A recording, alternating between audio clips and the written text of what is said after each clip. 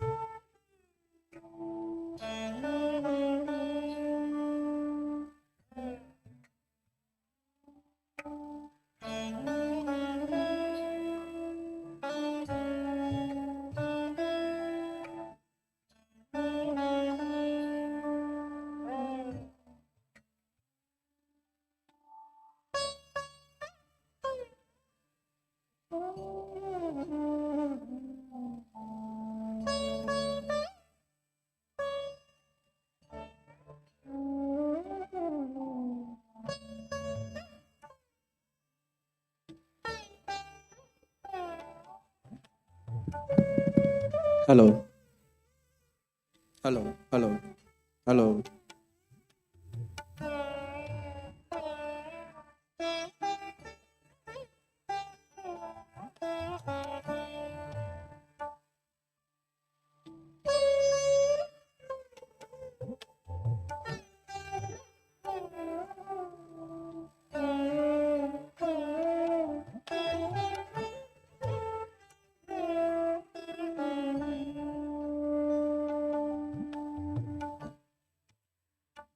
Before we begin our session, I would request everyone to keep your phones on silent mode.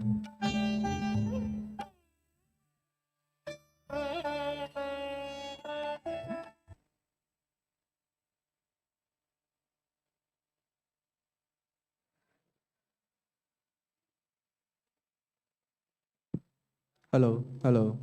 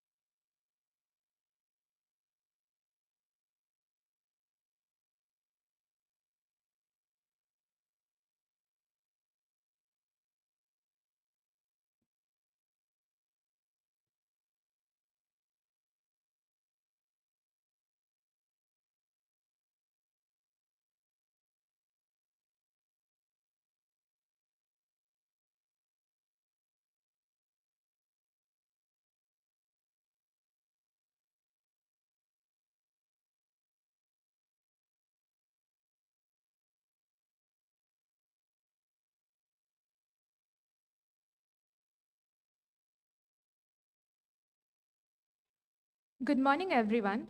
As we gather here today on the final day of the Pan-IIM World Management Conference 2025, it's worth taking a moment to reflect on the kind of learning institutions are creating for their students and their multiple stakeholders.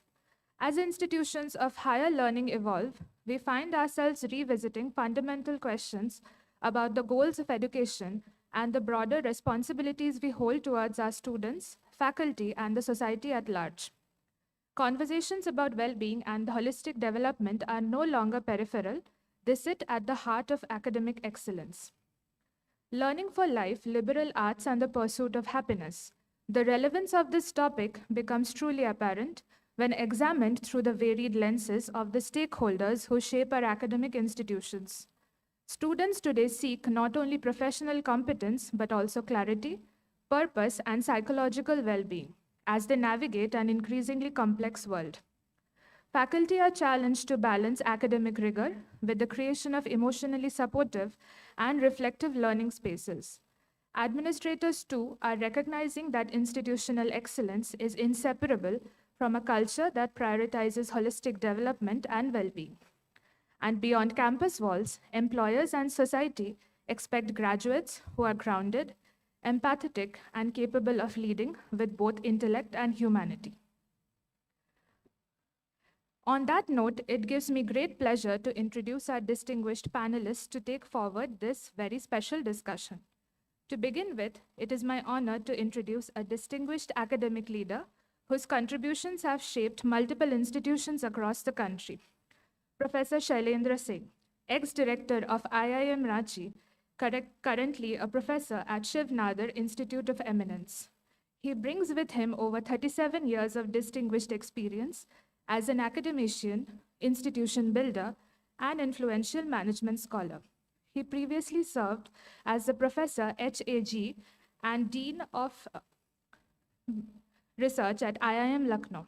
Over his career, he has held multiple key roles, including National Convener of CAT, Chairman of Admissions, FPM, and Financial Aid at IIM Lucknow, and has been elected both President and Fellow of the National Academy of Psychology.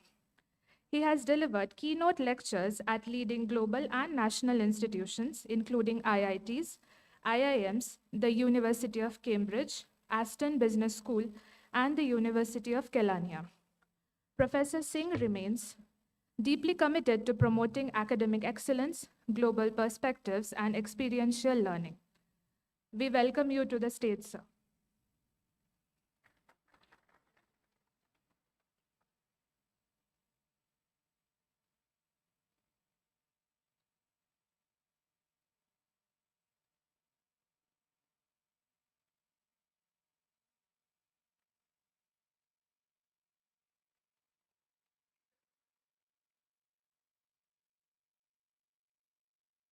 The next speaker on our panel represents the power of interdisciplinary thinking, bridging science, humanities, and the study of human behavior in truly impactful ways.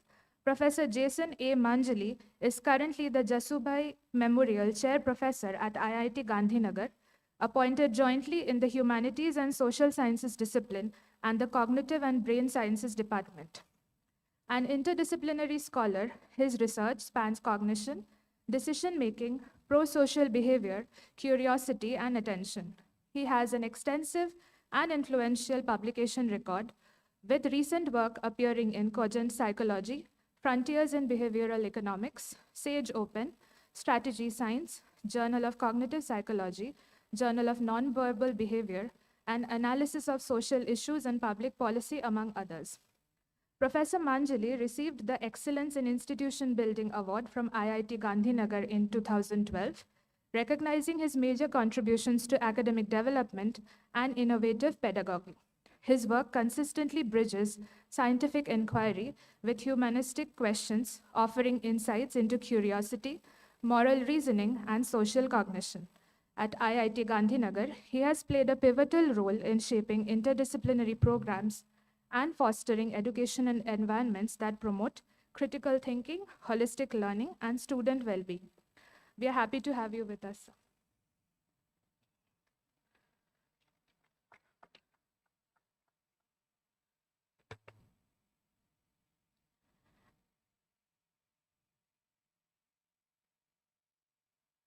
And now, to guide us through this very meaningful conversation, it's my privilege to introduce our moderator for the session, Professor Tanushree Datta.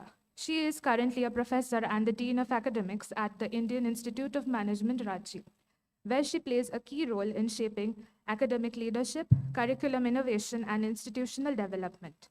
She is currently heading the Mind Lab and the Happiness Center at IIM Ranchi. She has also served at the Reiki Center of Excellence for the Science of Happiness at both IIM Ranchi and IIT Kharagpur, bringing her expertise in well-being, behavioral sciences, and contemplative research to one of India's pioneering happiness initiatives. Prior to her tenure at IIM Ranchi, she has worked at several prestigious institutions, including IIT Rajasthan and Banaras Hindu University. Her work has been widely cited, and she has authored several influential books in behavioral neuroscience and happiness studies, including her recent work Beyond the Smile, The Happiness Equation in Context, Work, and Practice, as well as a monograph titled Emotion, Cognition, and Silent Communication, Unsolved Mysteries. Her deep engagement with science of happiness makes her an ideal moderator for today's discussion. Please join me in welcoming Professor Tanushree Datta.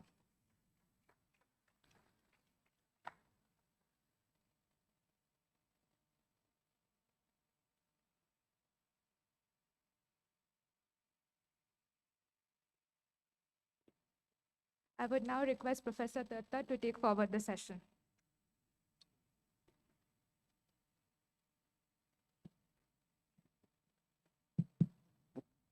Very good morning to the esteemed panelists with me and the august audience who's joined us. And happiness has been a concept which is desired by many but achieved by few. So in this particular session that we'll get to hear from the experts of how we can actually pursue happiness in the field of academics. So with this, I would like to begin with the question that there is now a rich empirical work from positive psychology to behavioral sciences on what constitutes to sustain well-being. And my question is, what aspect of this research do you believe we can actually inculcate in academics? So you could take the first lead and then you follow.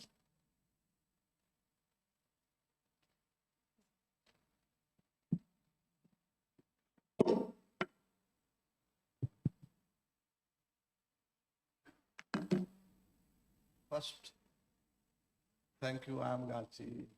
Thank you, Tanushree, and director for giving me this opportunity. It's nostalgic.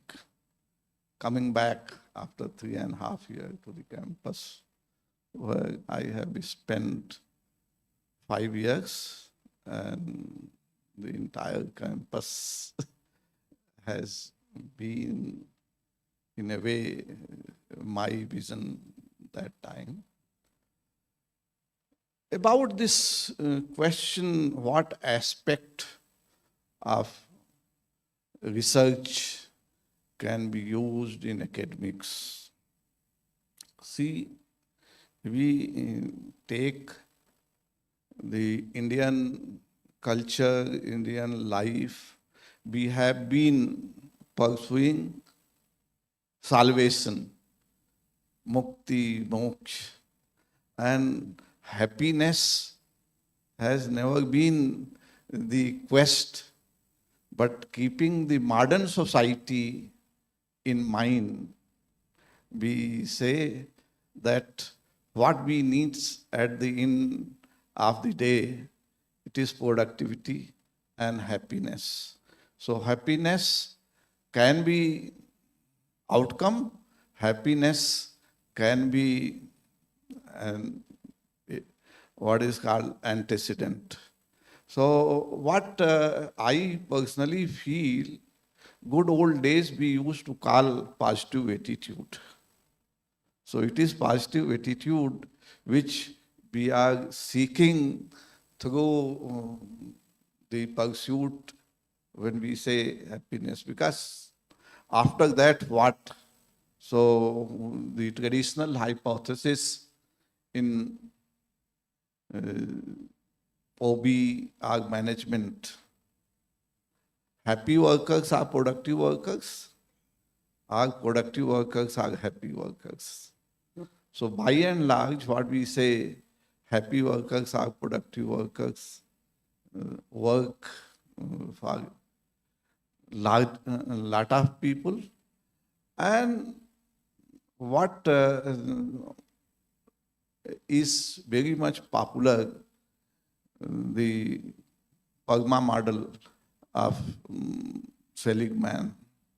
So let me, those who are interested, give the background of Seligman. Seligman initially worked on helplessness, and he used to give shock to dogs. So that was his career beginning. And at the close of his career, he started with learned optimism and now authentic happiness. So if we take Pagma model, I just reminded of Kabir Das couplet. What is that couplet? पोथी पढ़ पढ़ जगमुआ पंडित भया न कोय, ढाई आखर प्रेम का पढ़े सो पंडित होए. So this prem also had that aspect that is now being called the theory of happiness, positive emotions, engagement, relationship, meaning, and achievement. So all these things will be used in management. All these things are used as achievement. Everybody wants. Without achievement, nothing. But how achievement? Their relationship, meaning, engagement, and positive emotions come as handy. So I personally believe that all aspects are important. But Levnesky's model, which says that 50% of happiness is genetic, 10% is situational. So our domain of moving into happiness and giving intervention to happiness is 40%, where we can make people happy, we can channelize people to be happy. But personally, I believe, because I also read Indian classical thing, where it is said that you are only instrument and Karta is somebody else. And the day you started believing in Karta, then all kinds of miseries and sorrows you will have. Whereas Western philosophy says that you are the Karta, and if you control yourself, internal locus of control, then only you can derive happiness. So it is the choice that the lens with which we are working. We feel God is our extended self. He or she is not different. That's why when we are going to do something very significant, we prepare well.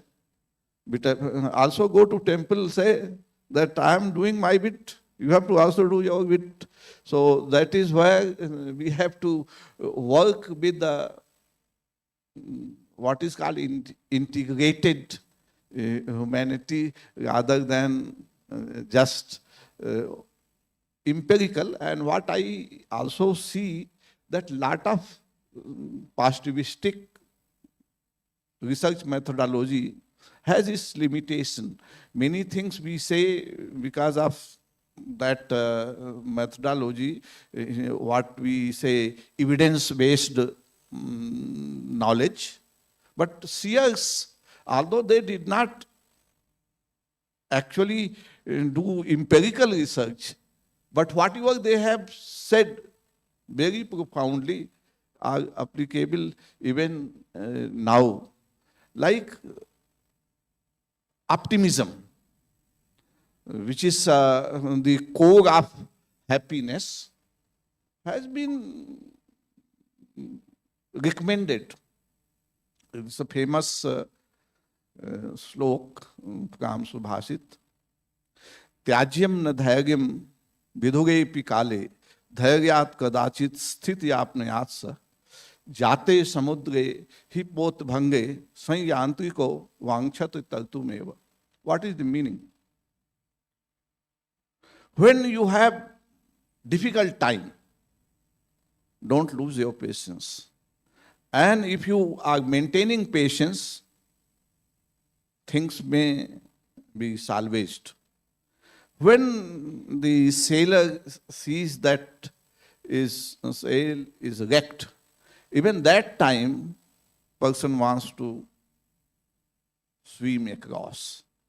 So if that is the thinking, somewhere it has been said in Ancharitmanasa, आपद काल वगखिए चारी धीरज धर्म मित्र अरुणारी. So if you take patience, dharma, dutifulness, mitra, relationship, so whatever is in Parma, everything is coming in that, and partnership. So everywhere the great resilience, patience, that counts. So I will stop at this stage for this question. We'll continue. Thank you. Just in your thoughts, please.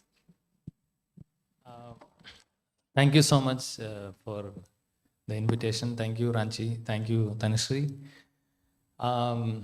My happiness today is seeing Tanushree, Shilpi. Both of them were PhD students along with me in IIT Kharagpur.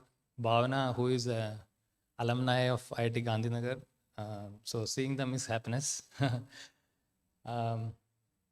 So I am trained as a philosopher. Then I kind of moved into a little bit of cognitive science. But when I see cognitive scientists, I tell that I'm a philosopher. When I meet philosophers, I say I'm a cognitive scientist. So it's a way of navigating through the complexities of the different domains. I am going to make a bit of a controversial statements so that we all alert, and that's my forte of that I just completed my course on Introduction to Philosophy to 420 undergraduate students. I just completed the exam yesterday, and today I'm here. So I tell them that my objective is to kind of provoke you. So my first statement would be that happiness is quite overrated. So I want to kind of tell you a little bit about a thought experiment. Let us think about a thought experiment. Think all of us are happy all the time. What would be the state of the world, or what would be the situation we like? I think we will be pretty much useless. Why? Because the innovations or any form of human aspiration is derived, or is the pursuit is because we are unhappy about things. We have this inherent curiosity and pain of seeing things, and that drives us to be innovative. And if a happiness, I personally feel, should be the byproduct of all this pursuit of this, the sense of restlessness, the sense of curiosity. Once you satisfy those, once you try to bridge those factors, then you feel a sense of satisfaction. And Tanushree was mentioning about the empirical research. Something the empirical research is very clear. You need a sense of autonomy. You need a sense of competence and social connectedness. That's what makes. If you look at most of the happiness research in psychology and neuroscience, you'll see most of it's converging to how do you feel a sense of autonomy? How you feel a sense of competence, and also social connectedness. So many of that's not very something extraordinarily new that we didn't know. But the idea is to kind of create that possibility within an institution. Like I have been fortunate to be part of IIT Gandhinagar. I was with IIT Gandhinagar since its inception in 2008. I was the Dean Student Affairs, so I was very keenly involved with the student well-being. When we started off, no offense to IIT Kharagpur, where I did my PhD. My discussion with the leadership of IIT Gandhinagar was that we should do things differently from IIT Kharagpur. We said, I kind of even went to an extreme saying that whatever happened in IIT Kharagpur should not happen in IIT Gandhinagar. The reason was that, we should not, so our objectives have been very clear that we need to treat students like adults. We need to make sure that we basically start with the idea of trust. We kind of create a sense of empathy. So the idea was that in order to have a sense of well-being in the community, there are multiple factors that are contributing to it. I just wanted to ask you one question. How many of you actually are actively doing sports in your life currently? Yeah. You do it every day? How many of you do periodically?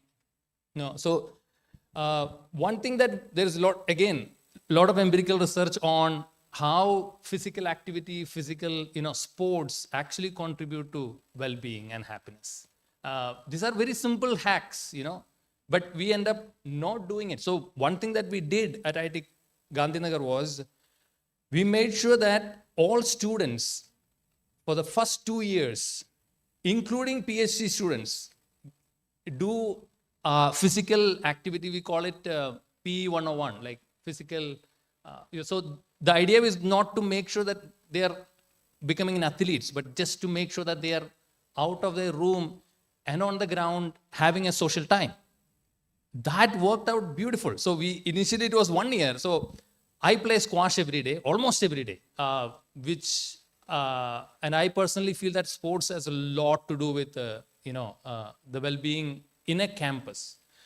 So yesterday I was, Kaushik was the one who was picking up from my, airport, and I asked him, do you have a sports facility in IIM Ranchi? He said, yeah, it's under, we are developing it. And then I asked him, what do you play?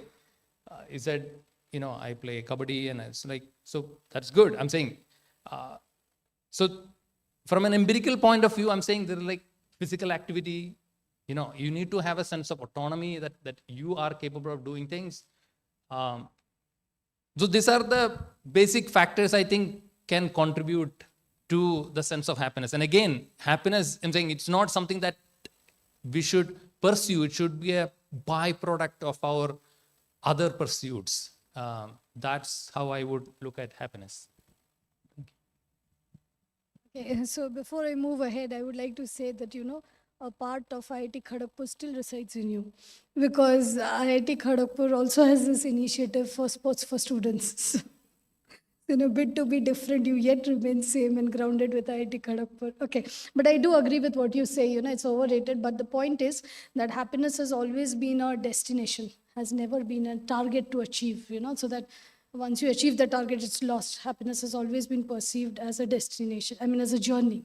And I completely agree with you on that. And as Sir has also rightly pointed out, it's all about positive attitude, which sees us through the journey if it is difficult. So even if there are challenges, and even if you are faced with the hardships, it is our attitude and resilience that actually pulls us through that. So yes, that's how we can actually inbred it in the students and make sure that they grow well and that they also nurture happiness as a part of their life. Yeah, so moving on to the next question, it is when we try to implement this or bring this into the curriculum and try to teach students, the first question that we face is that at this age you want to teach me how happiness is, what happiness is. So it's a challenge, right? So my question is that these challenges that is usually felt, so what are the challenges that we feel? I mean, what are the challenges that we face in actually trying to implement it as a course and try to train students and make them aware? Because they need to understand, right, that there are certain biases that have crept into the concept of happiness per se. So my next question is that what are the challenges that you think are there when we try to bring this as a part of the curriculum? So do you share your thoughts first?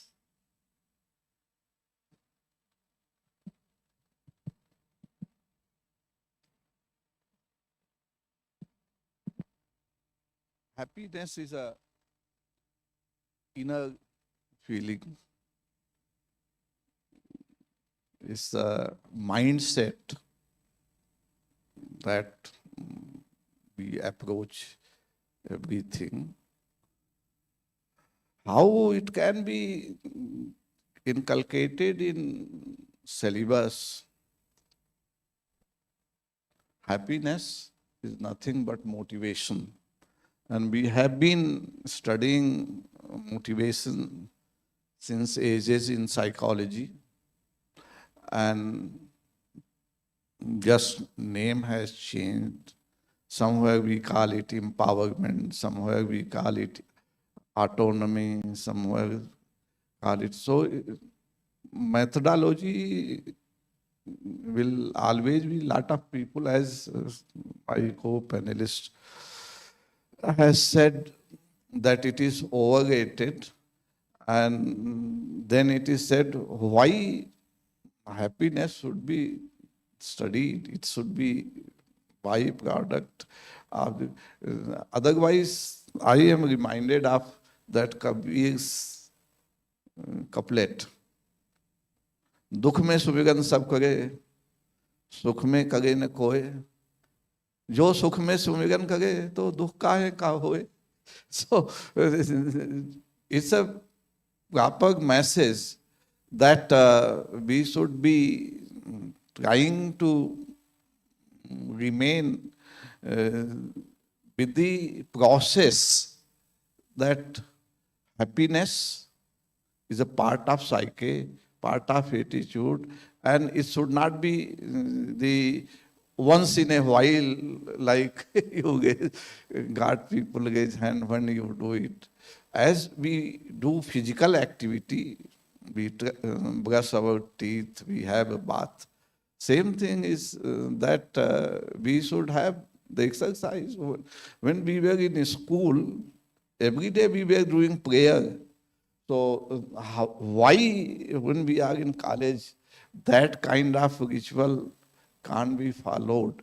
So it is not that somebody should study happiness as a curriculum. It should be something core, and people should practice. What are the challenges? Different ways of philosophy, different lenses of education restrict people to go for such kind of course, should not go. And I have been teaching happiness in IIM Lucknow and named the course Cultivating and Sustaining Happiness. An acronym became CASH. And everybody is interested in cash, so it was widely subscribed course.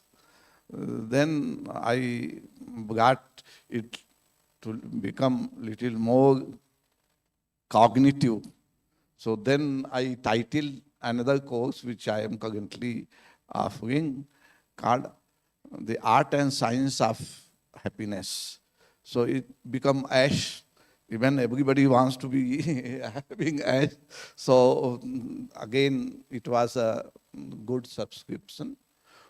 Means I can tell what I do. Challenges are many, because many people study this course as a philosophy course, that something what is called mystic of happiness will be unraveled and we will remain happy ever after. So there is nothing like that. And we work on all kinds of positive psychology theory, and then psychology theory, emotional intelligence, which has been very much popular. So first, positive emotions is the content. So all dimensions of emotional intelligence, starting with self-awareness, self-regulation, motivation, empathy, and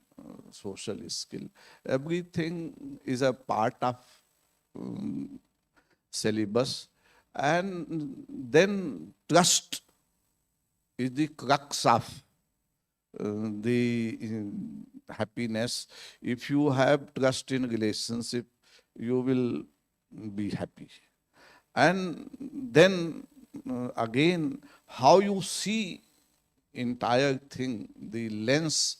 If you see things from positive lens, everything looks positive. And if you are trained to be suspicious, again, this is all training. Like in police, people are being told that you should be suspicious, then only you will be able to. But for teachers, you should always be seeing good potential in the student and try to speak. But infrastructural challenges and the challenges of the institution itself can have impediments on such courses. I mostly use experiential pedagogy and what we call pair and share, and in group technique, whatever concept we do and how we implement. And most often I ask them to write a reflective note of 200 words at the end of the class. So those are the things through which we facilitate. But still, today's student, a lot of attention deficit. So that's a great challenge, because the mobile and other things become such a distraction. Even if good thing is happening, they will just try to give quick message and try to get quick answer from that. So these are systemic challenges. We have to live with it. And finally, we'll say, where is a will, there is a way. We want to actually implement things are positive. And if things are positive, people likely to be happier. So I stop here. President, views.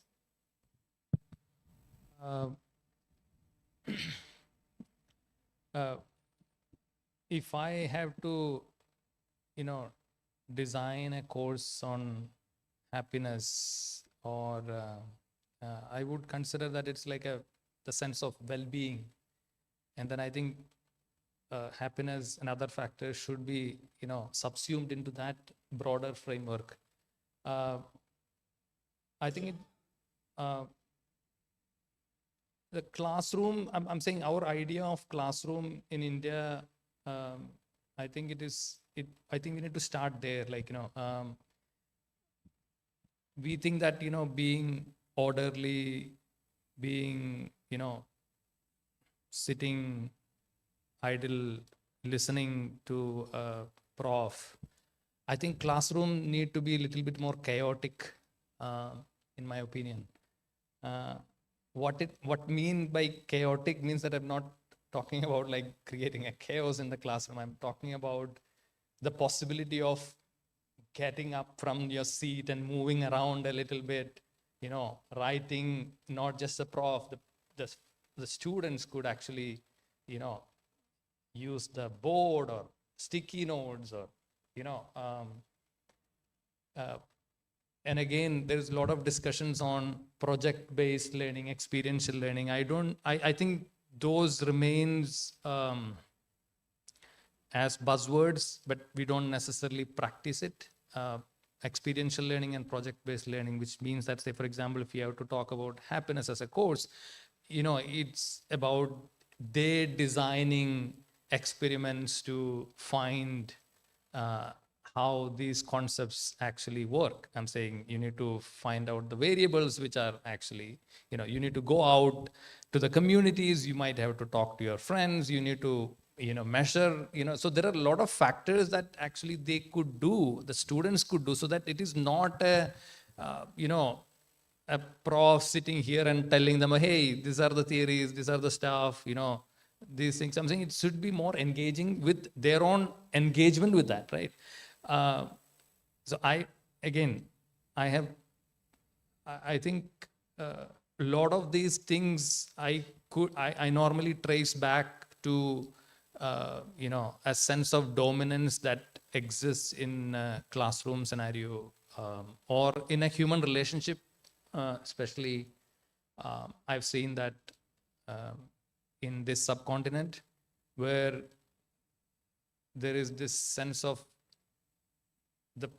the professor having a sense of dominance over the students. To give you an example, yesterday, the student who was picking me from the airport, he has been calling me sir, sir, sir, sir. I said, dude, why are you calling me sir? Just call me with my first name. And he was surprised. He said, no, you guys are profs. I said, yeah, so what? So I'm saying that's the basic human connection. So I tell my students, undergraduate students and students in the campus, that call me with my first name. That's the first set of breaking that power relationship,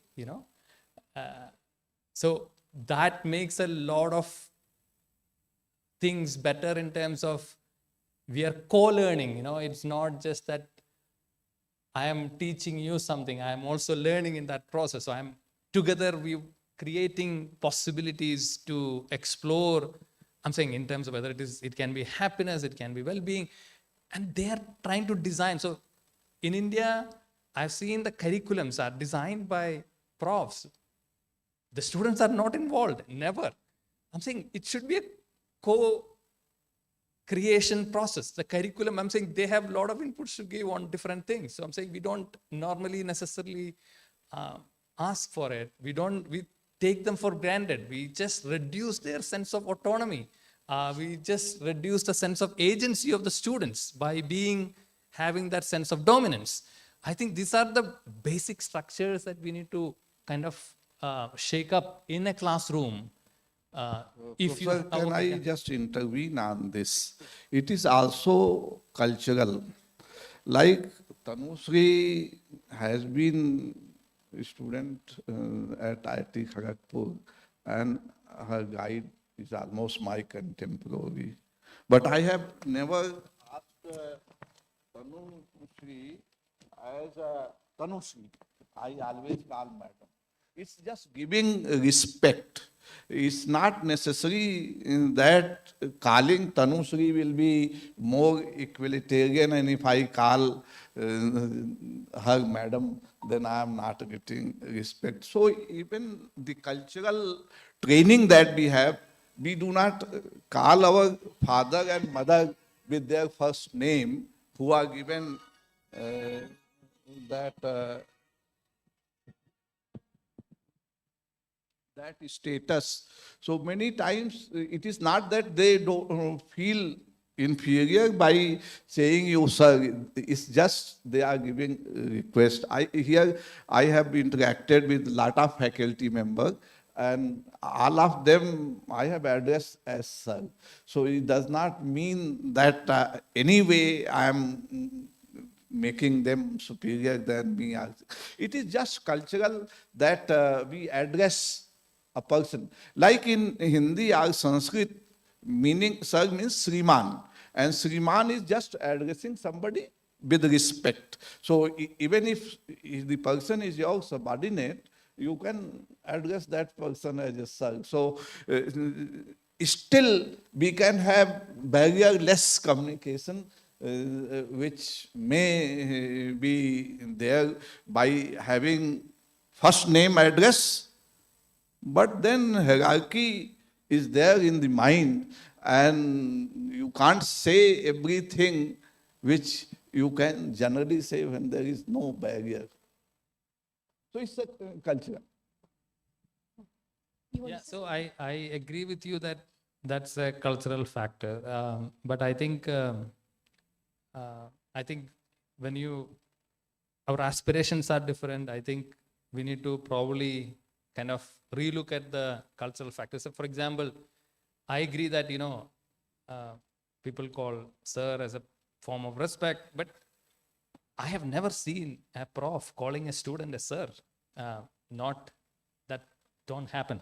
So if that respect is the reason we call sir, that definitely not the case, because it's the power relationship that is actually make somebody call you or a sir. I'm saying statistically there might be statistically non-significant sir calling, or madam calling, but I'm talking about statistically. If you are talking about empirical thing, let us look at statistically significant number of people calling sir or madam because of the respect or because of the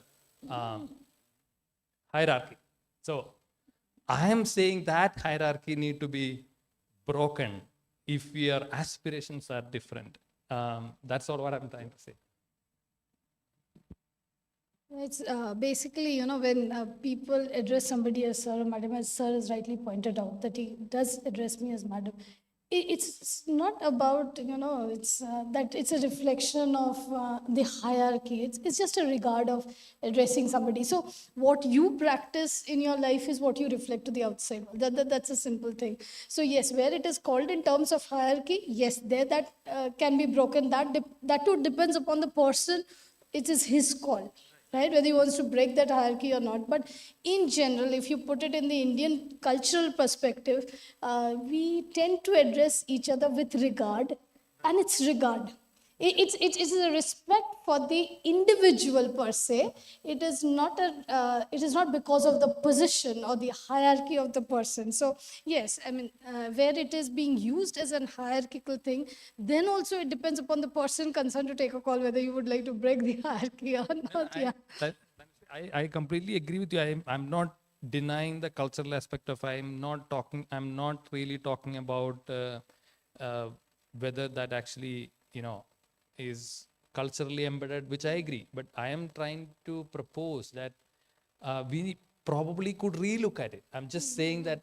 I'm not saying that you kind of take it out or just throw it out. I'm not talking about. I'm just saying, can we critically look at it, and can we design an experiment? See whether I'm saying the empirical research, the sense of autonomy and competence is critical for a sense of well-being and happiness.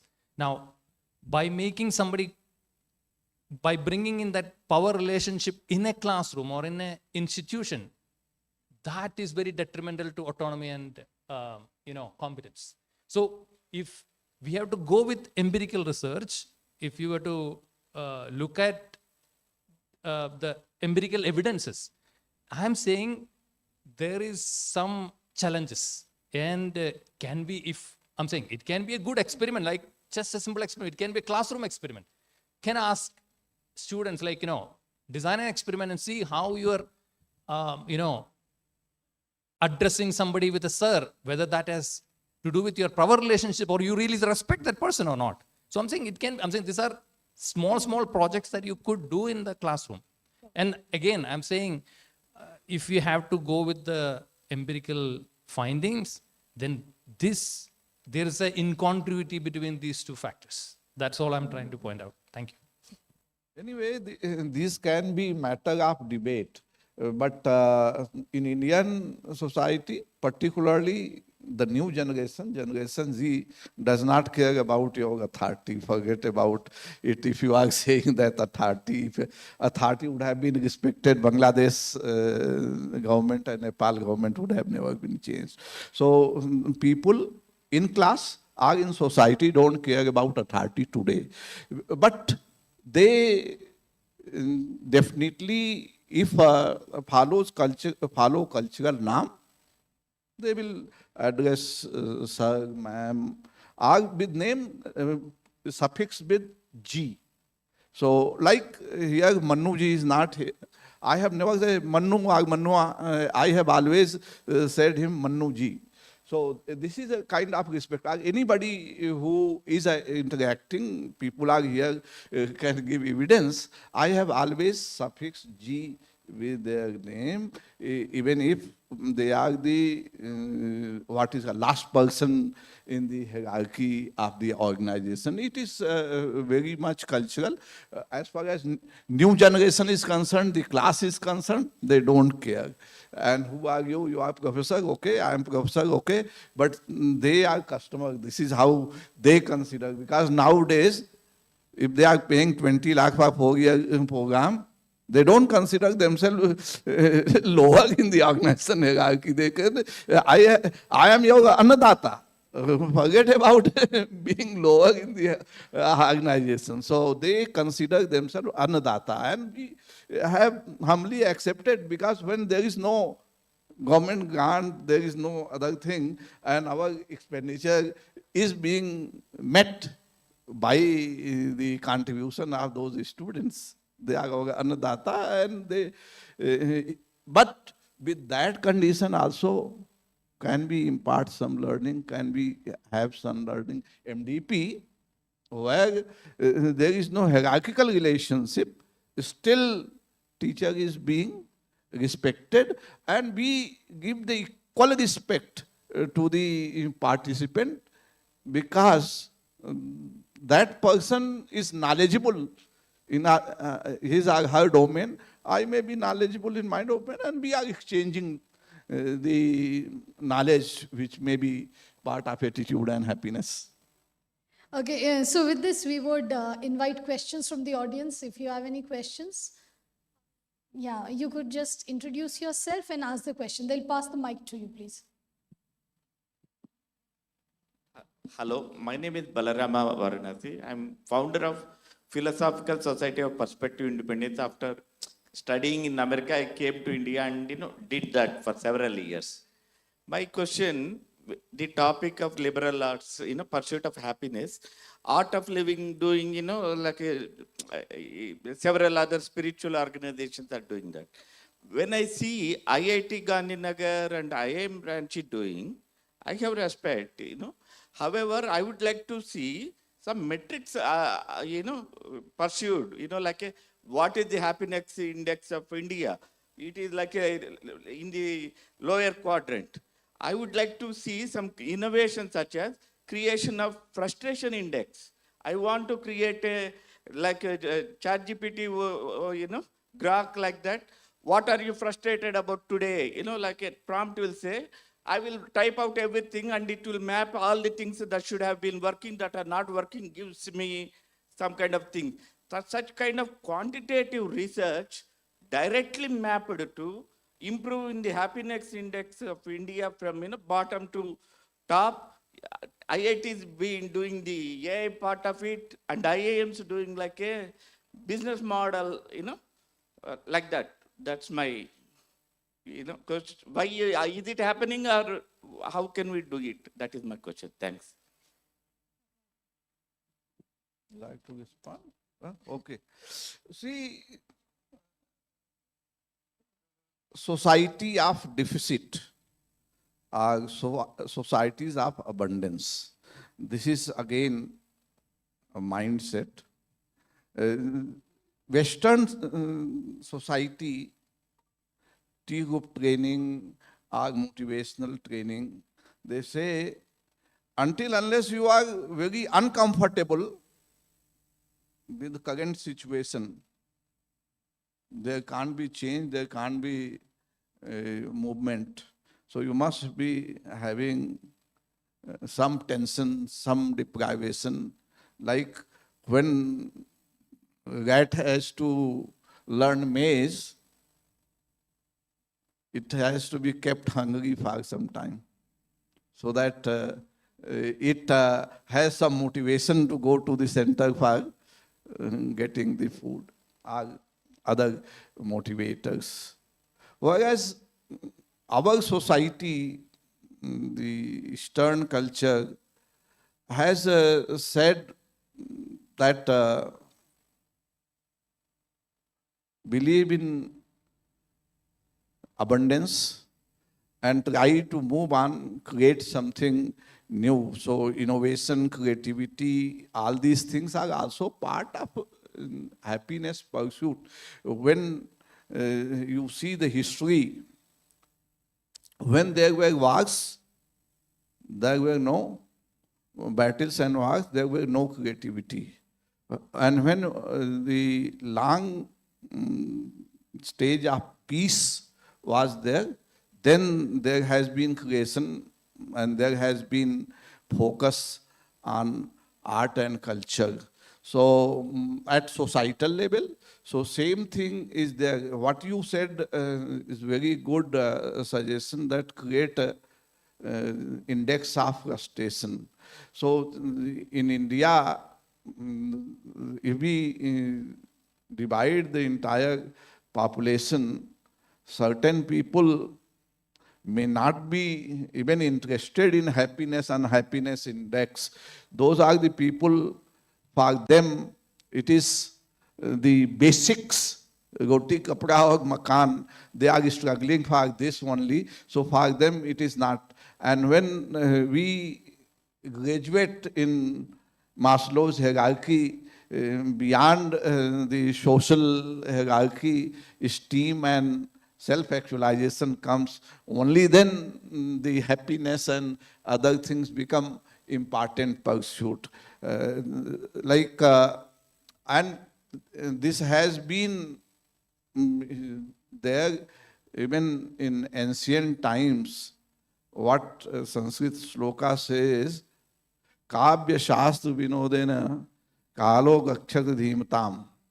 Those who are Buddhiman, their time passes in learning poetry, and with that empathy and other faculties are developed, or they gain wisdom and debate about that.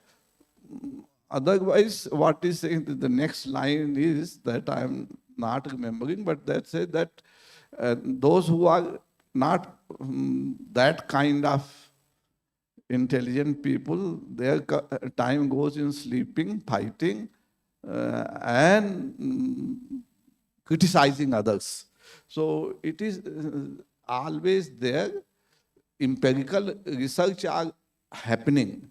Both are qualitative and quantitative, but I will say that our methodology had a lot of limitations.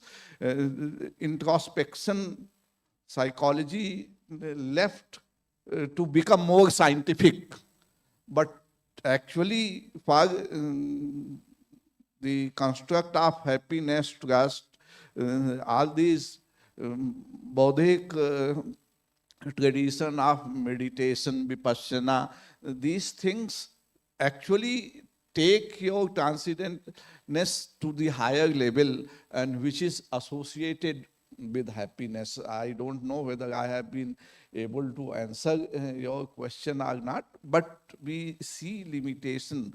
But what I would like to say at the end of my statement, that liberal arts prepare us for life, whereas the traditional discipline-oriented knowledge prepare us for career, like management, engineering, so you go and get a placement. And whereas with the study of liberal arts, and I will be happy to say that integrated program, 5-year integrated program here was with that vision that people should study liberal arts in those first 3 years and then actually come into the management.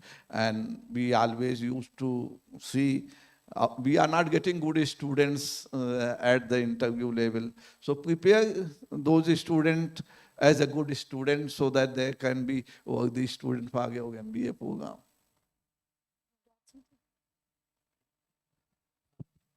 I think, if you look at the world in happiness index, I think you need to look at the variables that what they measure. Again, autonomy, competence, critical thinking, economic, sense, your social, well-being. Now, if you look at it's very simple. You look at who are ranking high in happiness index. Most of it is like, Western European countries. Now the question is why? Is it like very simple?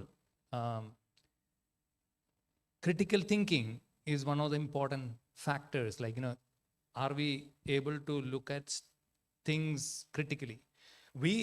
I think as a society, we are dogmatic society. We have, I would say very minimal critical thinking possibilities.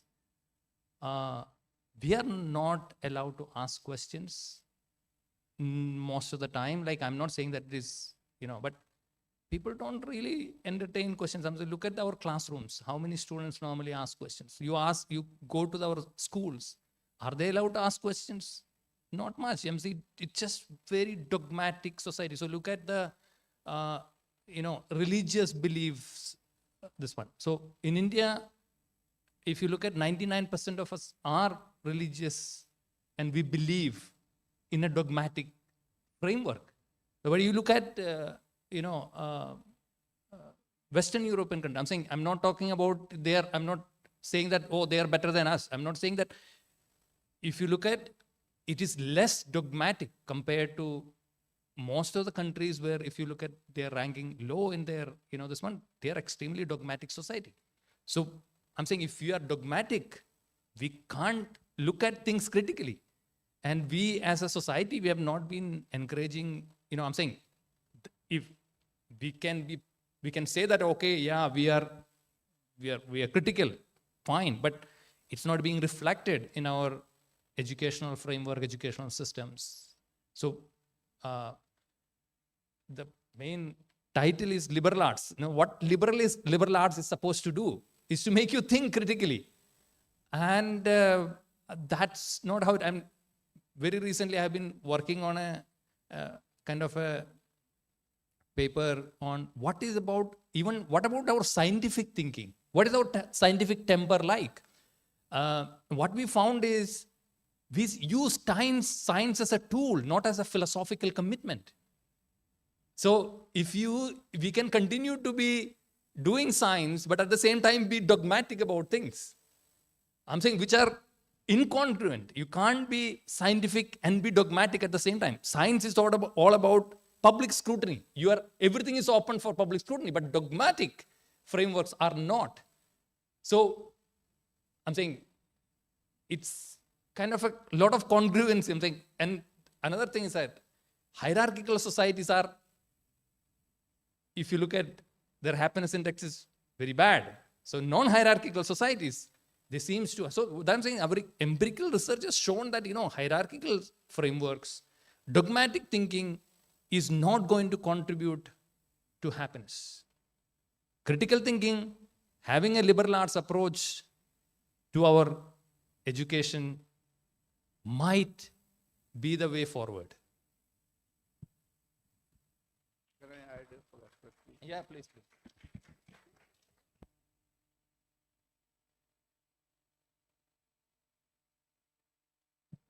Had created this Ashu Vakya, that is Vriddhi par prashnena, grow by questioning.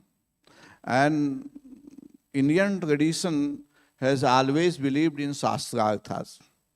So questioning was there in Gurukul, in universities, but when we became dogmatic, when we became totally averse to questioning, is perhaps when we thought that conformity is more important than questioning. But still, again, it's a question of empirical research. But I will say, take these empirical researches with pinch of salt. When Pakistan has better hunger, a better position in hunger index than India, but what is the ground reality and what is the external validity of these surveys, that should also be checked into. And we should keep our mind open and try to find the truth. Different lenses will bring different truth. It's like testing of intelligence. When it was white-based intelligence, all blacks were doing poorly on that. And when it was black-based intelligence test, BITCH, black people started doing better than white people. So testing is happening from which perspective, that should also be seen. And what is the definition of those indexes? So take the index like Bhutan is doing so well on the happiness index, because perhaps that non-material well-being is a more important than other material indexes. So we have to understand that we are not giving the gospel truth through surveys. So that's a limitation. I am also empiricist, but I believe, and it is a long time that this realization, okay, we are happy to publish our paper on 300 people's data and say that this applies on entire India.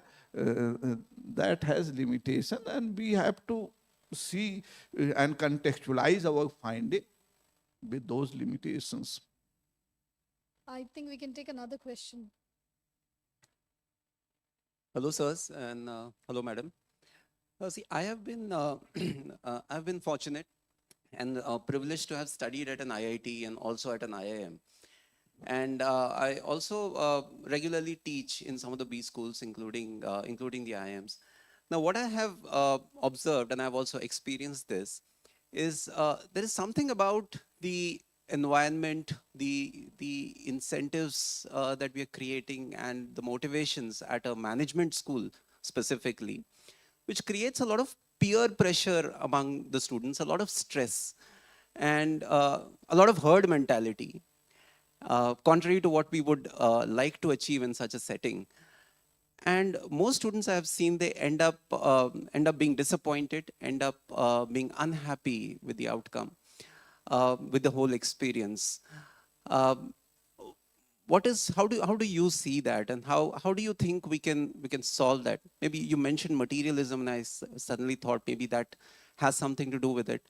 But there is something about this whole environment in a B school. They're constantly running, they're constantly chasing something. There's constantly a fear of being left out, a fear of being left behind, which somehow pushes everyone in meaningless directions sometimes. So yeah, I'd like to hear your views on that, and if you think there is some sort of interventions that would make it more meaningful, a more meaningful journey for all management students. Thank you.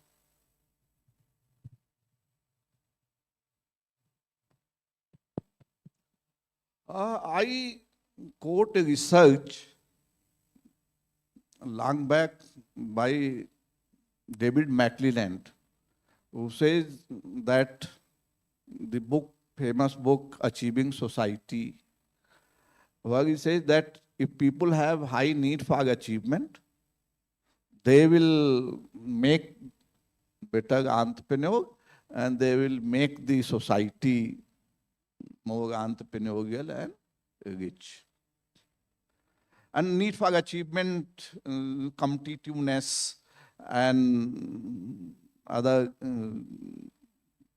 striving was taken as a indicator of achieving strivings. One Indian psychologist happens to be my grandfather academics, called J.B.P. Sinha. He made a comma in his corollary in David McClelland's Achieving Societies theory, said that if you have abundance, then achievement motivation is good. But if you have scarcity, achievement motivation actually creates negative tendencies among people. And the empirical research that he did, it was published way back in 1964 or 68, I don't remember exact reference, on experimental social psychology, where he said limited number of blocks were given, and they were told that you have to make this pattern out of these blocks. No more will be supplied. Another group was given that you have unlimited supply of these blocks and you can make. So what was observed, that where limited resources were, people were keeping some in pocket, some in hand, so that others don't get. And practical expression of that, I had in IIT Kanpur library. I was a psychology student, so used to sit in psychology section. One student used to bring a physics book and used to keep in psychology section. PHY, PSY, it gets mixed. One day I confronted, why you bring this book here? He says, sir, there is only one book. Professor also follows it, so I want to use it. So this is that achievement orientation, that I must be first at the cost of everybody. That happens. So we have to inculcate sense of cooperativeness when there is a less of resources. In community it happens. I don't know, lot of time back when you did not have tractors. So there was a thing that after your work is over, those pair of bullocks were borrowed by another person who has low holding, can't afford a pair of bullocks. That used to happen. Similar thing should happen, cooperative learning rather than competitive learning. Stress, there is very much in the community we all are facing. But in order to be resilient, we have to also learn to manage with this stress. Today's time after COVID, resilience is considered one of the top facets, top competencies to deal with. Otherwise, Three Idiots you have seen, where the professor's own son commits suicide or what not. If people are not having the grit, challenges will be there. But when there is a competition, why can't we have the grading system where everybody can get first class? When we have the grading, some people will get C and D grade, and somebody will get A grade. So this is how bell curve and other things are being exercised, and solution in the shotgun is not looking visible. Only it is learn to cope with it and learn to live with it. In resilience, it also says things that you can't solve, You can't do much about it. Make it part of your life and move on. I think I will start a comment that stress and peer pressure are not bad things, but what probably we are talking about, why it exists in a different, the order of magnitude is very different. I think if you look at IITs and IIMs, they have been going through, I think you don't get into an IIT or IIM without rigorous coaching. All throughout their life, they have been put through this sense that, you need to crack this stuff. And what is the casualty of that is liberal arts. Liberal arts is considered as it's like absolutely not important. And you have never trained to think, cooperation is better than probably extreme competition. You don't get that lesson in your school. You don't go to school even after 10th. You go to dummy schools, I'm saying, what do you expect students to kind of do when they are not exposed to these kind of things? And on top of that, we are a middle class society. And there is all this fear. I'm saying there's a lot of studies on that. There's a fear that if you don't get through it, you will actually remain as a middle class, or you might go back to lower middle class status. So there is always this tendency to kind of outsmart the other person rather than having a collective, aspiration, collective growth. I'm saying we have got our fundamentals wrong and we continue to, look at a subsection of our colleges. I'm saying our schooling is bad. I'm saying we need to fix there. We need to start there.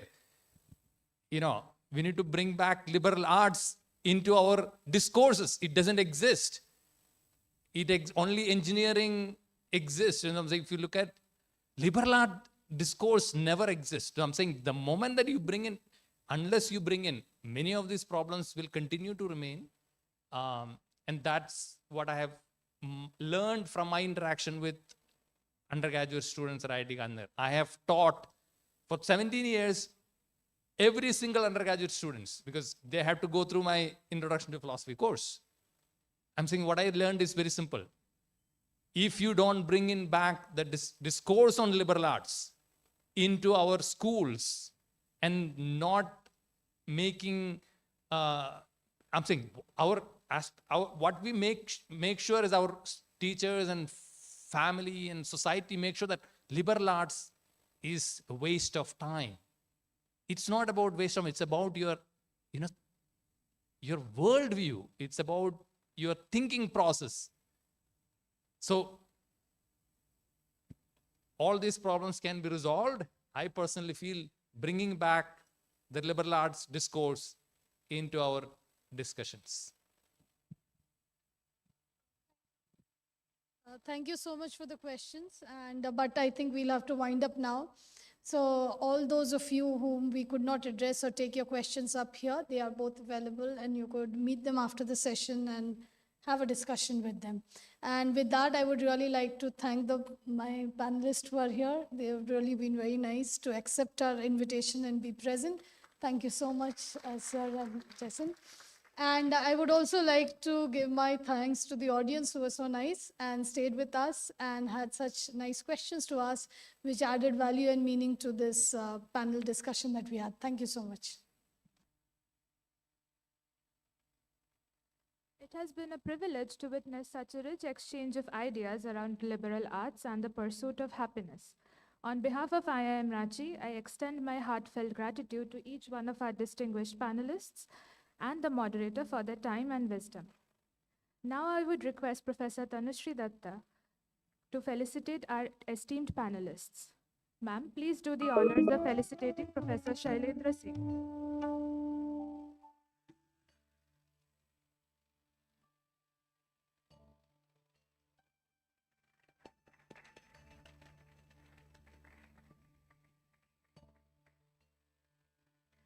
Now I would request you to felicitate Professor Jason Manjuli.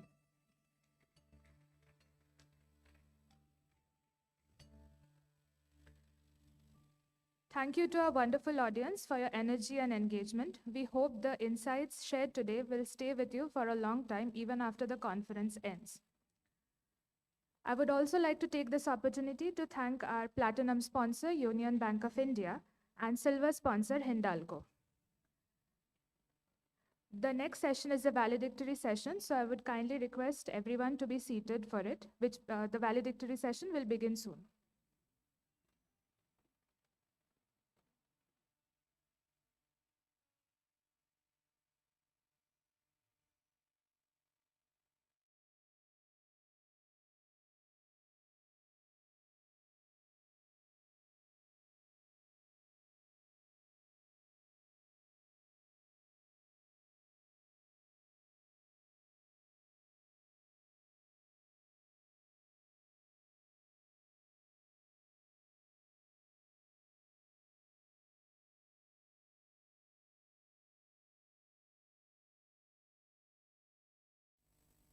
बेटा, हम वहाँ जाएंगे क्यों? क्योंकि त्योहार हमेशा अपने घर और अपनों के साथ मनाते हैं। क्या ये अपना घर नहीं है? बेटा, हम यहाँ रहते हैं, पर ये अपना घर नहीं। हम अपने घर में कब रहेंगे? यूनियन होम लोन के अट्रैक्टिव इंटरेस्ट रेट से मनाइए त्योहारों की खुशियां अपने घर अपनों के साथ।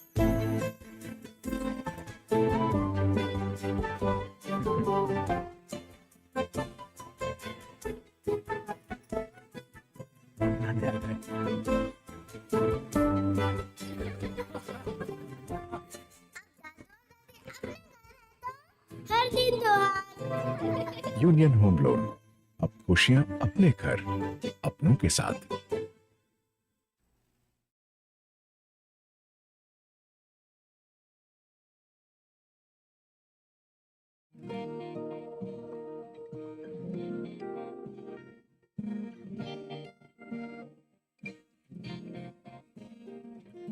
आज लिखेंगे हम अपना कल, जब अपनी सोच को राह मिले, सच तक ले जाएंगे अरमानों को, जब आशाओं को राह मिले। हेलो सोच से सच तक चले हम, सोच से सच तक, सोच से सच तक बढ़े हम, सोच से सच तक। हर नारी का सपना, हर नारी की शक्ति, ऊर्जा से उन्नति का सफर। हेलो हेलो हौसला हो अपने दम पर, सोच से सच तक चले हम, सोच से सच तक, सोच से सच तक बढ़े हम, सोच से सच तक। देश विदेश से जुड़ते रहे, हर मंजिल पाते रहे, मान सम्मान और आयुष्मान, आगे बढ़े बढ़ते रहे, रोशन होंगे उम्मीदों के दीपक। यूनियन बैंक ऑफ इंडिया, सोच से सच तक।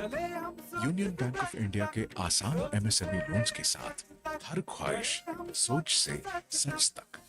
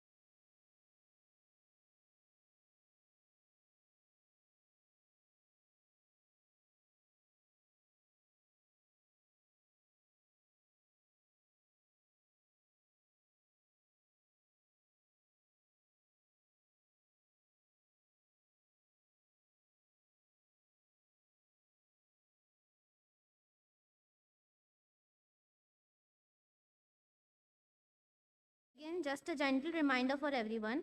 Kindly keep your mobile phones on silent mode and please be seated during the session.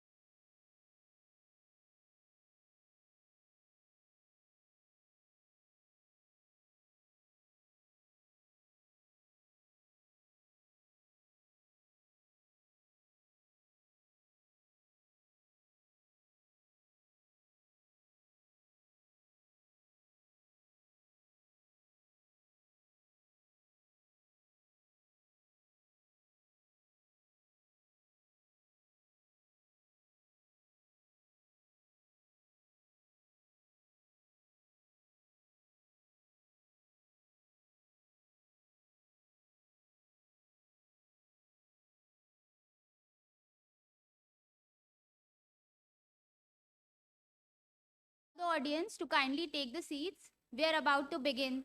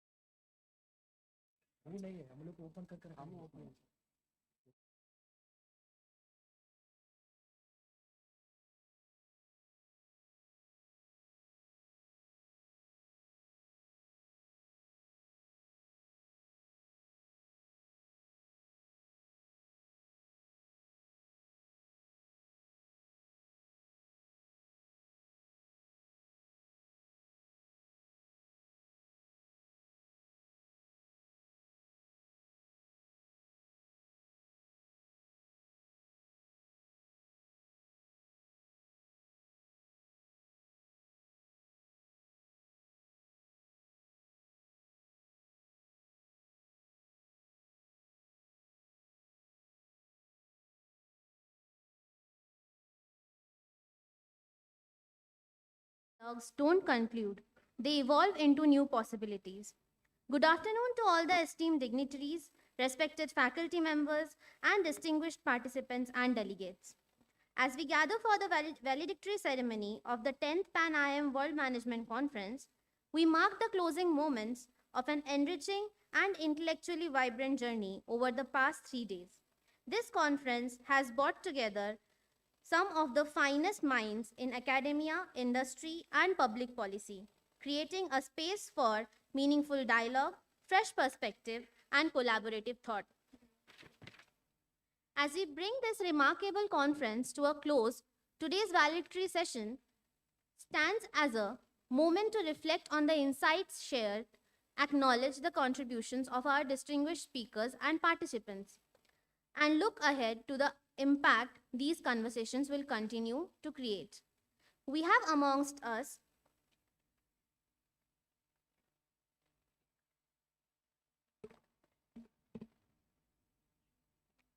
Shri Suresh Prabhu, Professor Bharat Bhaskar sir, Professor Deepak Srivastav,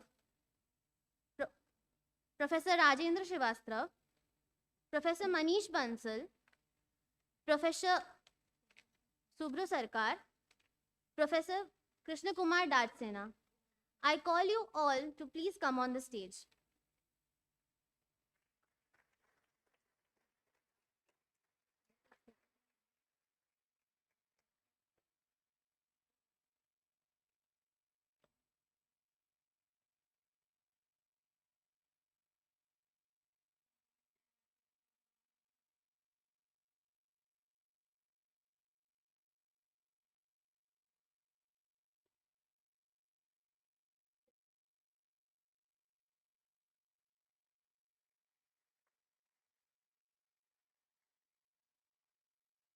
Thank you, sir, for joining us on this auspicious occasion.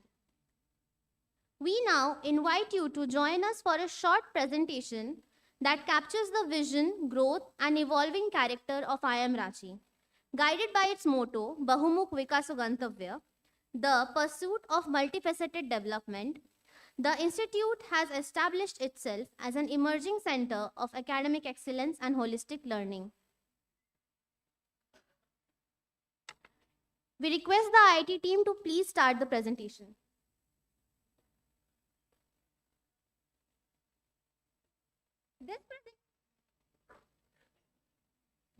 This presentation offers a glimpse into how IIM Ranchi is integrating multidimensional learning with emerging technologies, especially AI, to prepare thoughtful, future-ready leaders. At the heart of our approach is the 8 Intelligences framework, a model that encourages students to grow not just academically, but across different human capacities. It brings together technological competence, creative thinking, rational depth, social awareness, meaningful reflection, trust building, decision making, and enterprise creation. Instead of traditional midterms, students engage in AI-assisted problem-solving projects. The idea is simple: learn by doing and learn by thinking with AI, not just about AI. The AI arena gives students a space to experiment, explore, and build with AI tools, helping them translate ideas into workable solutions. A dedicated multidisciplinary term allows students to cross boundaries between strategy, psychology, design data, culture, and economics. It strengthens their ability to connect ideas that usually live in separate silos. You may have noticed our happiness corners around the campus, quiet, human-centered spaces that invite a moment of pause, connection, and warmth. They are a small but meaningful reminder of how IIM Ranchi cares for the well-being of its community. Through the social practicum, students work directly with communities, applying management tools to real-life challenges. It helps them understand the impact of decisions beyond classrooms and case studies. The Philosophical Cafe creates room for deeper dialogue, conversations on identity, purpose, work, and the human condition. It encourages students to reflect on why they choose the paths they do. Soul Carnival is an experiment in trust, a space where exchange happens without prizes or transactions. It prompts students to re-examine assumptions about value and community. A flexible attendance model allows students to design their mix of classroom and experiential learning. It gradually strengthens their decision-making and ownership. The Bharat Enterprise Challenge gives young aspirants the chance to test ideas, iterate quickly, and learn from real entrepreneurial experimentation. The Innovation and Impact Program and the Artist in Residence Initiative brings creativity and imagination into the center of learning, blending business thinking with design, art, and human insight. Together, these initiatives reflect IIM Ranchi's belief that true learning grows from humility, honesty, and hard work. This presentation is just a glimpse of that journey. Now we invite Professor Manish Bansal, Conference Chairperson, to present the Pan-IIM WMC 2025 Conference report.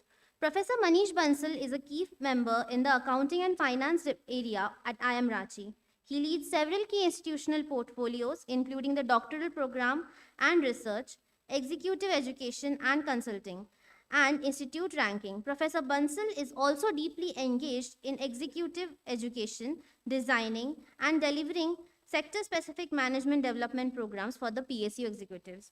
Professor Bansal's leadership, vision, and commitment have been instrumental in shaping this year's conference, and we are honored to hear his reflections and key insights. We request Professor Bansal to take the stage.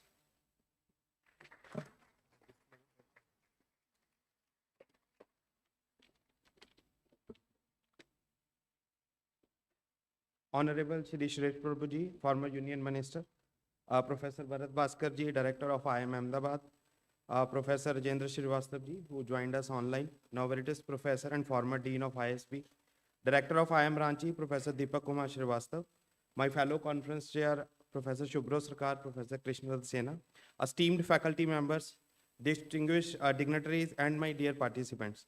I am deeply honored today to present the conference report of the 10th Pan-IIM World Management Conference 2025 as the part of this validatory ceremony today.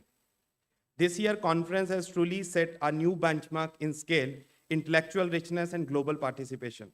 I am happy to share that we have received more than 1,400 research submissions this year, the highest so far in the history of Pan-IIM World Management Conference.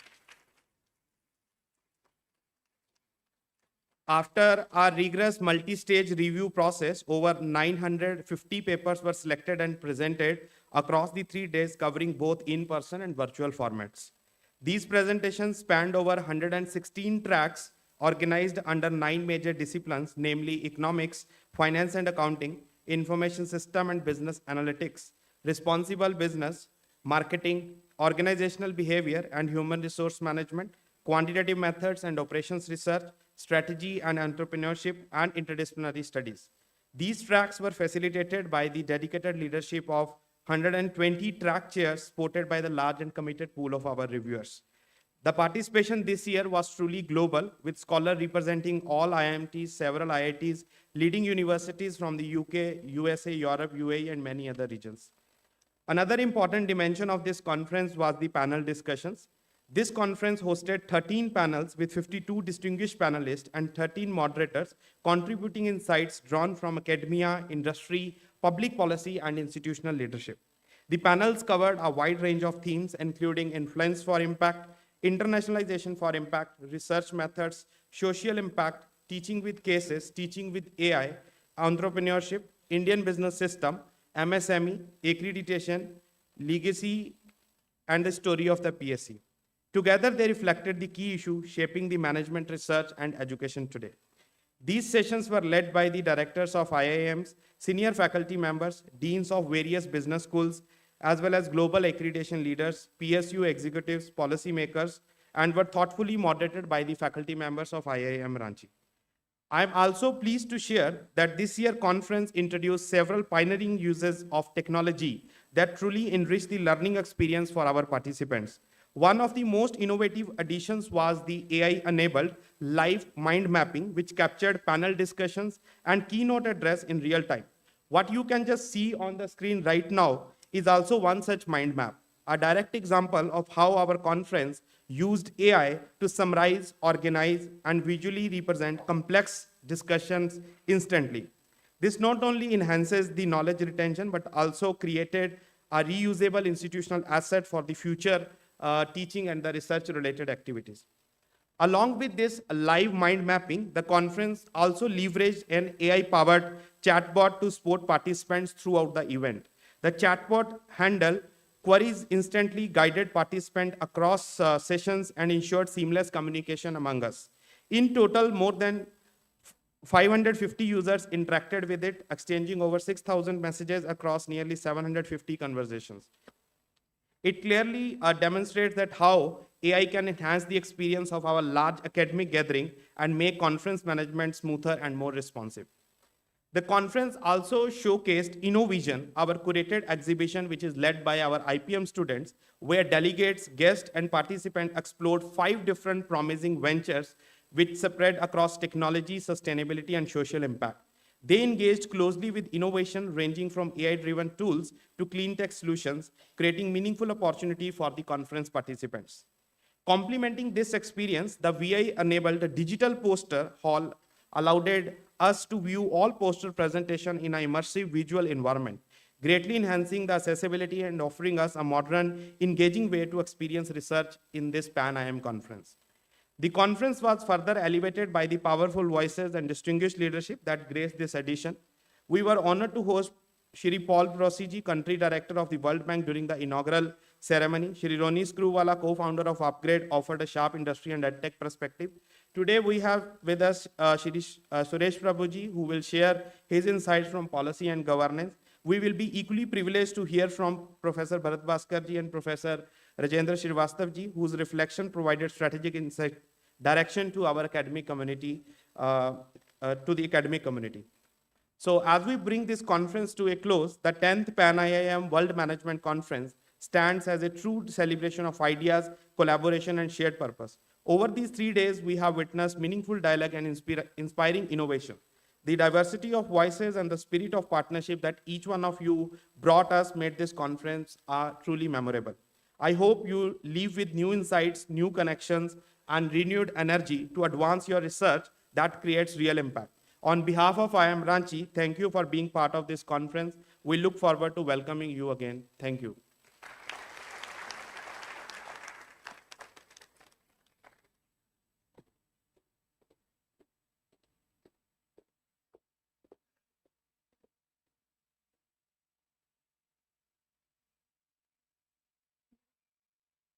Thank you, Professor Bansal, for your valuable insights. It is now our honor to invite Professor Deepak Kumar Srivastav, Director, IIM Ranchi, to share his address. Professor Srivastav brings over 24 years of academic leadership and a rich track record in strategy education and research. He has served in pivotal roles at top management institutes, including as Dean Academics at Indian Institute of Management, Tiruchirappalli, and has conducted visiting teaching and research assignments globally at universities in USA, Finland, Mexico, Hungary, and Slovakia. We request Professor Deepak Kumar Srivastav to share his words with us.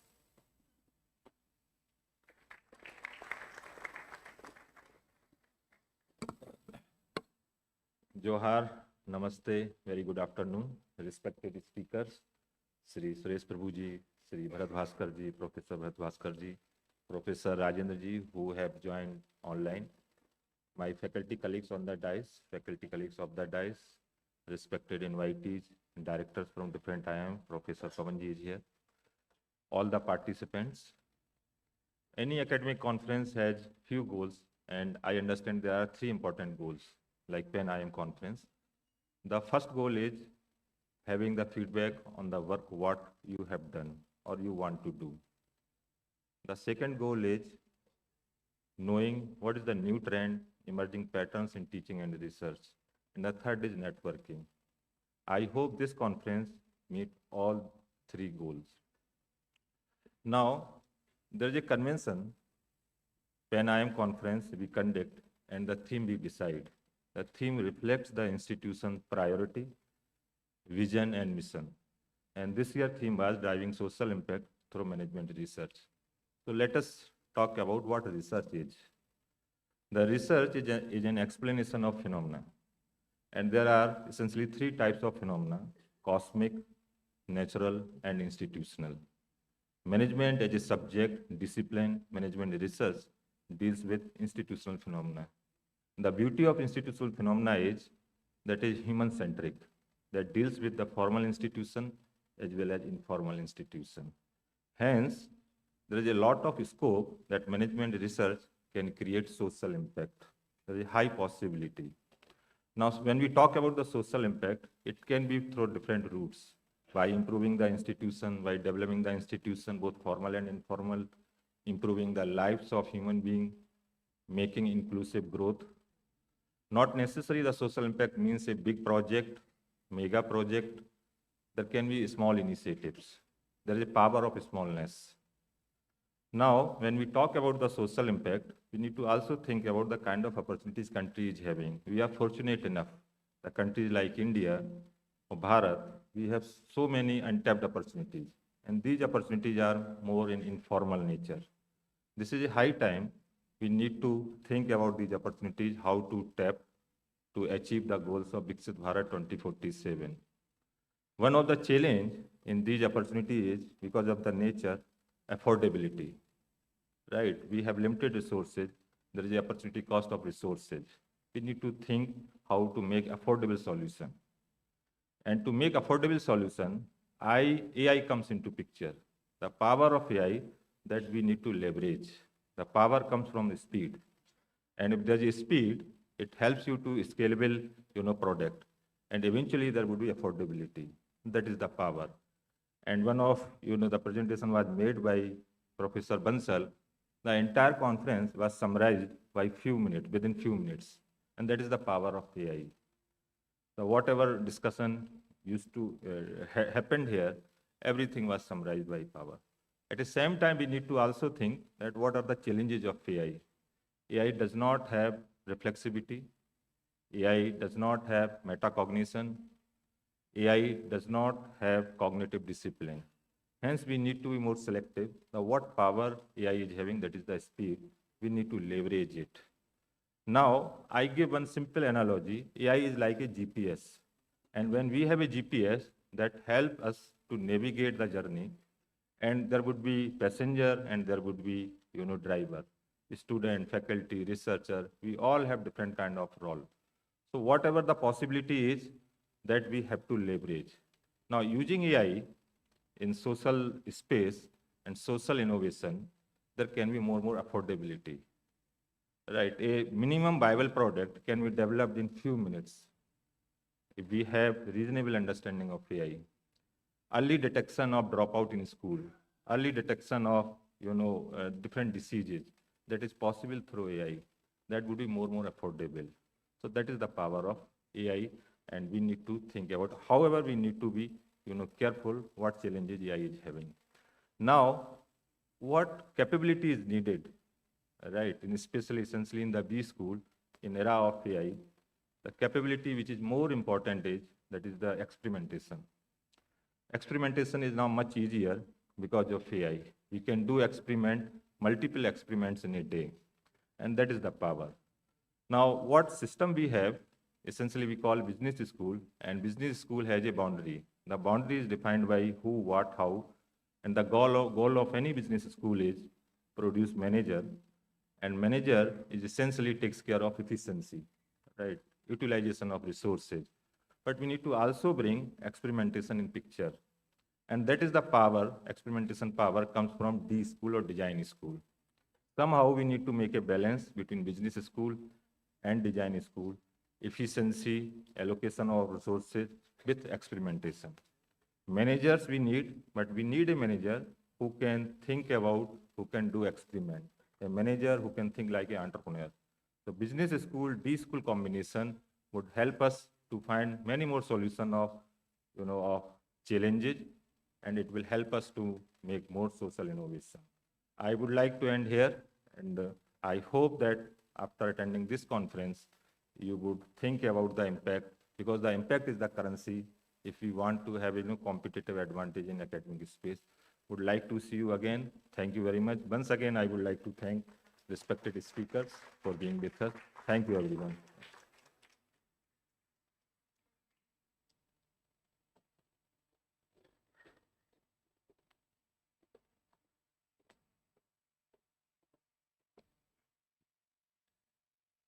Thank you, sir, for those valuable insights. And now, for the address, we warmly welcome Professor Bharat Bhaskar, Director of the Indian Institute of Management, Ahmedabad. Professor Bhaskar holds a PhD and a master's in computer science from Virginia Tech, USA, and a Bachelor of Engineering from IIT Roorkee. Before joining IIM Ahmedabad as director, he served as Professor of Information Technology and Systems at IIM Lucknow and held key leadership roles including Director of IIM Raipur, Acting Director of IIM Lucknow, and Mentor Director for IIM Shirmoor. His leadership at IIM Ranchi earned him the Best Director of Business Schools Award. So IIM Raipur earned him the Best Director of Business Schools Award.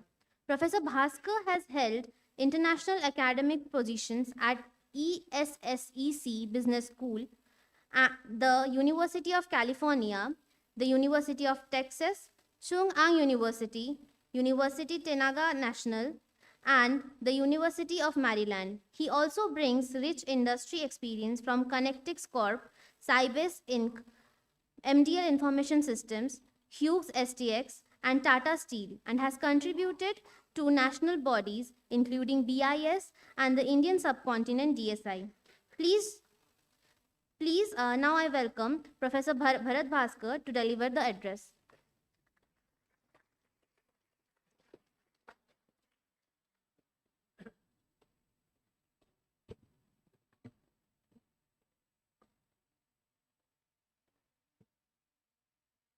Present on the dais, respected Suresh Prabhuji, my fellow director Deepak Srivastav, also former directors Shri Shailen Singh, Pawan Kumarji, and all the dignitaries, Rakesh Mohan Joshi ji, Arun Sahai ji, present here. Let me take this opportunity to talk about what is the role that IIM should be playing in future to make their impact known for the nation. What's important is that we need to align our objectives with the national objectives, because after all, if you remember, or many of you may not even know, that Indian Institute of Management was created with a basic objective of creating the corporate as well as the management culture in this country. How the engineering and technology will advance, but in order to put it to application, make employment coming out of it, make the GDP growth happening, the management institutions are required. And with that thinking in mind, Dr. Vikram Sarabhai drafted the original draft and created IIM Ahmedabad. Also, IIM Calcutta was created along with it.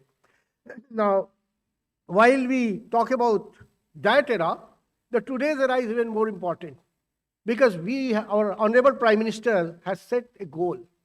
And that goal, in a linear terms, is an unachievable goal. But in a sense, that today we are a 4 trillion economy, and our Prime Minister has put a goal in front of all the youth that by 2047 we need to become a developed economy, or what we call the Viksit Bharat. In order to become Viksit Bharat, our economy has to go to about $32 trillion. Now, 32 trillion means our economy has to go 8 times. In order for economy to go 8 times, imagine how many engineering professionals, management professionals, and all other skilled people will be required. Multiple missions have been set together in order to achieve that. But then IIMs have a very important role, because we are the apex institution as far as the management capability of this country are concerned. We are the one who are creating the management competence and management capability in the nation. Now, if you look at the management capability which we are creating in order to drive the 4 trillion economy, all IIMs put together, and I would say all the top 50 management institutions put together, are not producing more than 25,000 quality management graduates. And if you require 25,000 quality management graduates to drive a $4 trillion economy, imagine what will be the requirement for driving a $32 trillion economy. Now, that's where comes the role of IIMs. How are they going to produce or multiply or scale their capabilities to produce that kind of a manpower? That's first part of the challenge. It also provides to us a great deal of a new opportunity of thinking slightly differently. Of course, government is trying in its own ways, and you have seen that it's not possible for IIMs to multiply their capabilities or their output 8 times in 20 years. But then we have seen, we have opened our doors.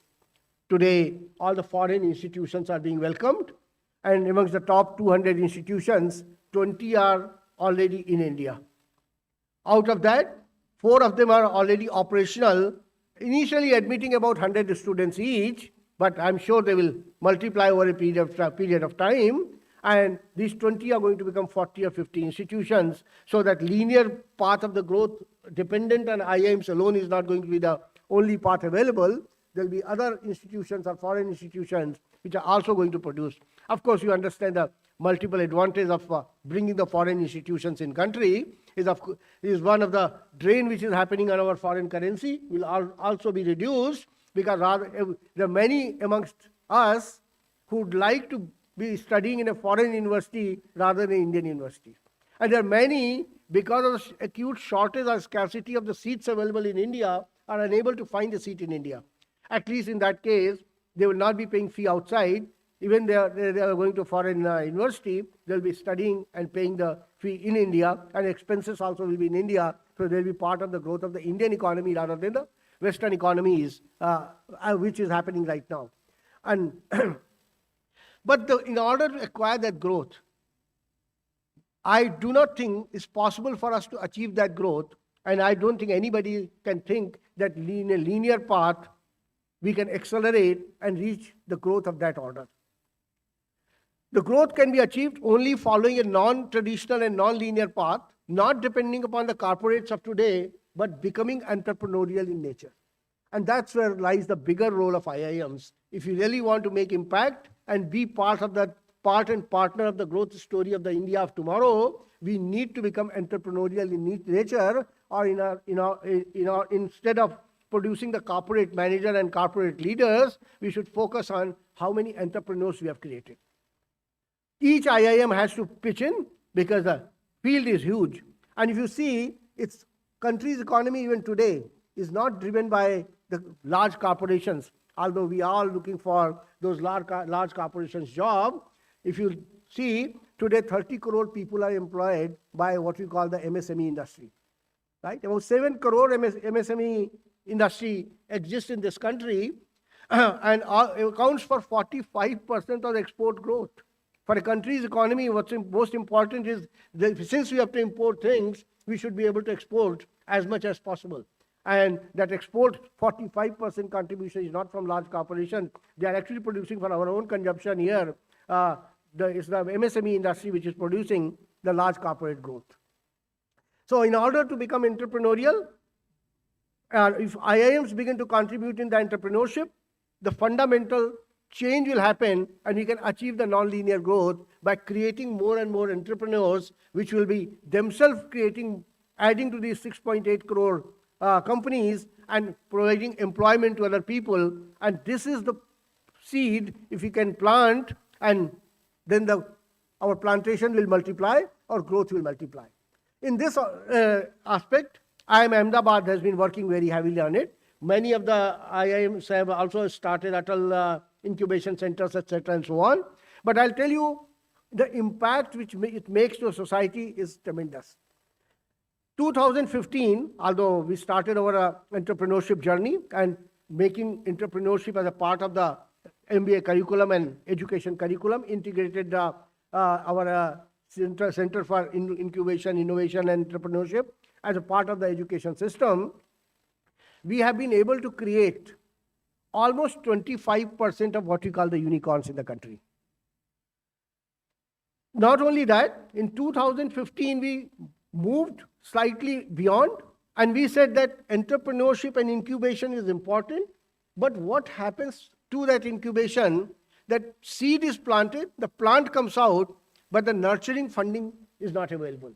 So at that stage in 2015, for first time, we established what we call the venture fund. So within our IMA, now we call it not CIIE, we call it IMA Ventures. In IMA Ventures, we established first time $25 million equivalent fund.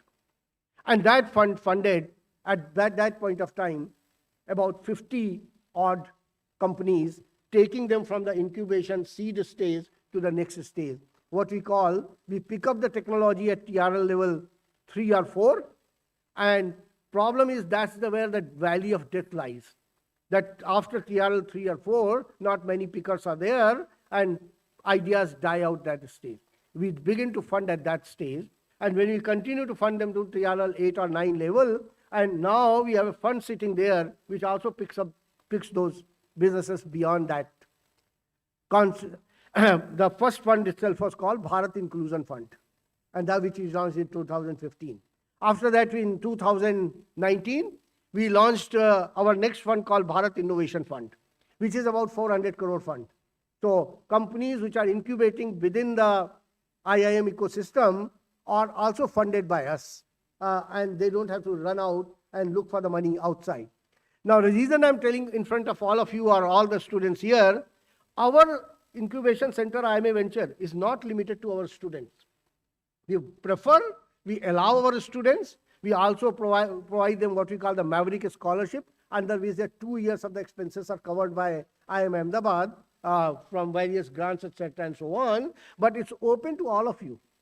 If you have an idea, you would like to pursue that idea, you may join or approach IIMA Ventures, and we will be able to fund or take your journey forward. So that's one of the important aspects, and that's why I wanted to put it in front of you today, that in order to make that journey and Viksit Bharat reality, it's not possible without all of us taking that entrepreneurial journey.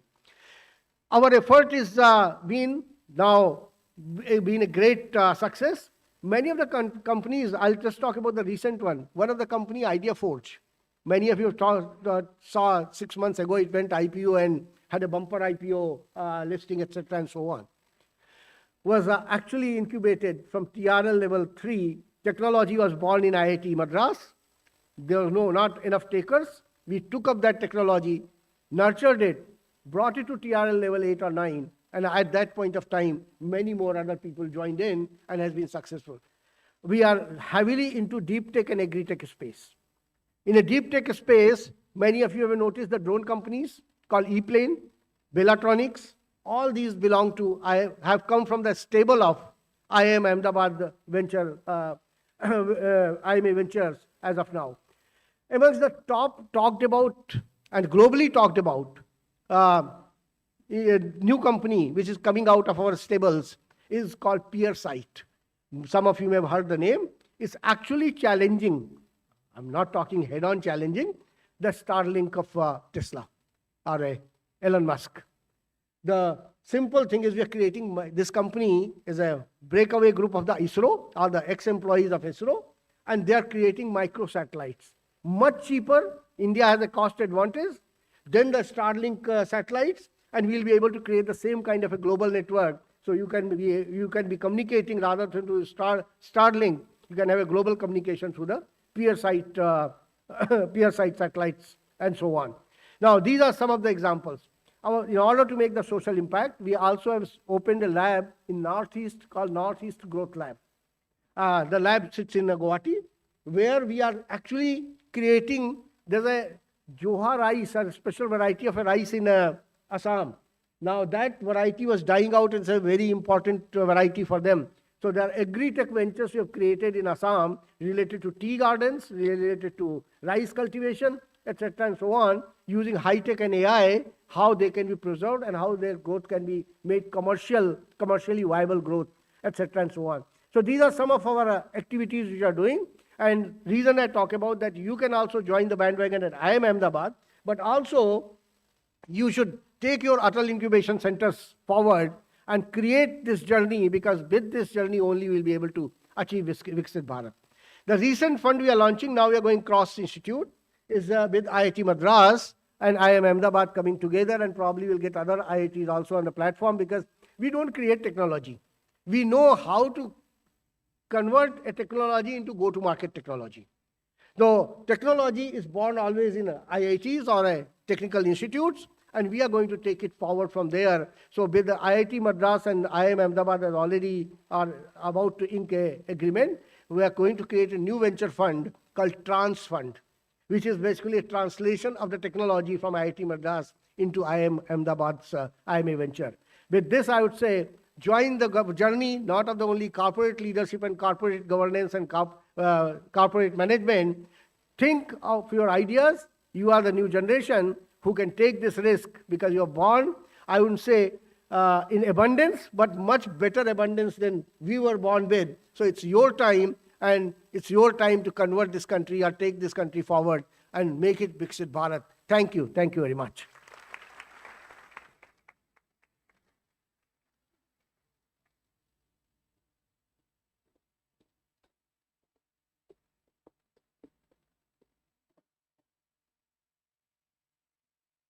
Thank you, sir, for those valuable thoughts. It is now our honor to invite Professor Rajendra Srivastav, Executive Director, Center for Business Innovation, Executive Fellow Program in Management, Distinguished Faculty at ISB, who will be joining us virtually. Professor Srivastav is the former Dean and the Novartis Professor of Marketing Strategy and Innovation at Indian School of Business. With over 30 years of academic and administrative experience, including his tenure as provost at Singapore Management University and distinguished research chairs and senior management positions at the University of Texas at Austin and Emory University in Atlanta. Professor Srivastav's research focuses on marketing strategy, metrics, brand and customer management, business model innovation in services, B2B, tech, and the financial value of market-facing assets. He is a highly cited scholar, has published extensively in top journals, and brings strong industry-university integration across global contexts. Now, I would request Professor Rajendra Srivastav to kindly deliver the keynote address. Thank you. Good afternoon. I'm going to share my screen. Just give me a second.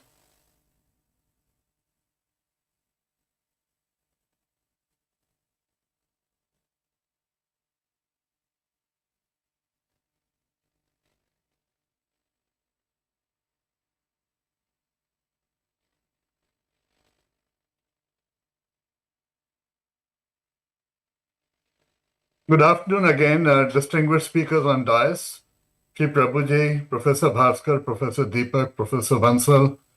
It's a real honor to be invited to an IIM, Pan-IIM conference. And sorry I could not be there in person, but it's an honor to be present online. And I'm going to be focusing a little bit differently. I believe that the societal impact is achieved through growth. And so when we start looking at growth, we need to scale up. In India, we're doing a great job with startups, but we need to start, in addition to starting up, we need to start scaling up. So my focus is going to be on acceleration rather than just incubation. And in order to do this, what we require is a little bit of a change in mindset. And so what are the changes in mindsets? If we look at what is often referred to as the smile curve, and let's say we look at it in the context of Apple, then what we are doing is we are assembling phones and Apple phones in India, but that is a low value added activity. You might see on the package, it says designed in California.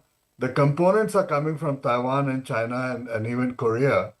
And so what we need to do is we need to start looking at higher value added activities that include R&D and design. And what Professor Bhaskar was just talking about, that the technology may come from IITs, but the IIMs have to take it to market. And that will be reflected on the right-hand side of the smile curve, looking at customer solutions, developing global networks, and developing the brand and the market. These slides, by the way, I will make them available to the audience and through IIM Ranchi. And so the second element is we need to go up the value curve. The second element is increasingly we have no option but to leverage technology. We need to build scale. But to compete globally, we have to be competitive in terms of the technology itself. And the third thing is that in order for us to succeed, we need to drive market capitalization. The reason why we need market capitalization is that in order to compete globally, we need equity capital and we need access to debt capital. And that is going to come through not through cost minimization, not through just revenue growth. It's going to come through growth in the market value of the companies that are present. And fortunately, if you look at what has happened over the last 5 years, is many Indian companies have been growing at a very rapid rate. And I will be looking at some of the reasons why that is happening. So one important mindset is, one important change in mindset is that we need to start thinking not in terms of cost minimization to succeed, but we have to think of the value that is being created. You will be surprised to know that when we take a company like Apple, the market value to the balance sheet value ratio is 55:1, meaning less than 2% of Apple is on the balance sheet. If I go to Microsoft, that ratio is about 11:1, meaning less than 10% of Microsoft is on the balance sheet. And similarly for Amazon, less than 85% is not on the balance sheet. So, and this is not just reflected in the tech companies. If I look at the financial sector, we see that MasterCard has a price to book ratio of 60:1. Again, that is saying, very, very small fraction, less than 2% of MasterCard is on the balance sheet. For Visa, that ratio is about 18:1, meaning 5% of Visa is on the balance sheet. We meaning some of my research assistants and myself, we published a paper a couple of years ago that was titled, Do you have an India strategy? And what we discussed in this paper was that if you started looking at the value of Indian companies, you take a company like Adani, the Adani Group, that price to book ratio for the Adani Group was 6:1. For Eicher Motors is about 9:1. And I've been looking at TVS Motors. TVS Motors has a price to book ratio of 21:1, meaning less than 5% of TVS Motors is on the balance sheet. It's important to understand what these companies are doing, because what TVS is doing, as an example, is that they're looking at developing new components that are based on design. They're focused on quality, and they focus on global markets, not just the Indian market. So they're actually providing equipment, motorized equipment that is going global. If I now go to Titan, which is a Tata company, this price to book ratio is about 27:1, and Nykaa, which is a cosmetics company, their ratio is 55:1. So what we have been focusing in the past we have thought of the 20th century corporation where the investment was in buildings and in factories and in warehouses and land. These were very, very tangible assets. But when we look at the 21st centuries, these companies that I was talking about, whether we're talking about MasterCard or we're talking about Nykaa, or we're talking about Titan, or we're talking about TVS Motors, what we see is that a lot of the value is based on the brand, the value is based on innovation and patents, the value is based on managing the ecosystem and supplier networks, and the value is also based on human capital. Now, the problem is that many of these things, building the brand, developing innovations and investing in R&D, is considered as an expense, and that expense has a unfortunate outcome of reducing EBITDA. And because of that, many companies are shying away from these investments because they're treated as expenses. But the reality is that without these expenses, which are in reality investments, one would not be succeeding. I've put out here this table I should be updating. But what this shows out here is that the 20th century giants are no longer that large anymore. You take General Motors and Ford and Fiat Chrysler, which is Stellantis, they're about the same value as Tata Motors, Mahindra, and Maruti. But the real difference comes when we start looking at these companies, these automotive companies, and we start comparing them with Tesla. Tesla is worth 15 General Motors. And on the other hand, when we look at a company like Tata Motors, it's about the same value as General Motors. So we're not going to learn that much from Detroit. What we're going to do is we're going to learn from how technology is driving the electrical vehicle space and how technology is actually driving the hybrid vehicle place.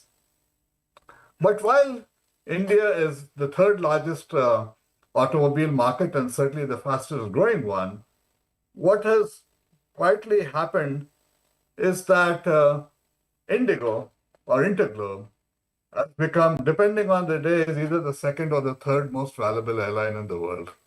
And one of the questions we should be asking is, how did they get there? We should also notice how Amazon has been expanding the wings globally and what we can learn from them. And earlier on, I had mentioned that Titan, which owns the brand Tanishq, we should also understand what Tanishq has been doing in order to be able to generate the market value. I keep focusing on market capitalization because it's market capitalization that gives the resources for us to invest in the future. So let's take a look at Indigo. Indigo made some investments, in the starting about 2010, and by 2018, 2019, they had captured 41% of the Indian market. I had invited Mr. Rahul Bharti as a graduation speaker in 2019 at the ISB Mohali campus. And the previous year, he had made the largest purchase, or Indigo had made the largest purchase of 250 planes. $25 billion order was the largest ever order in 2018. I asked him, how did he justify that kind of investment and taking the risk? And he said, what risk? He said, the biggest risk that I face is not finding enough pilots. And if I can't find enough pilots, I can always lease the planes. So there was already a demand for them. Anyway, in the meantime, what happened is that Jet Airways decided to snatch defeat from the jaws of victory, and they crashed, and that market obviously became available to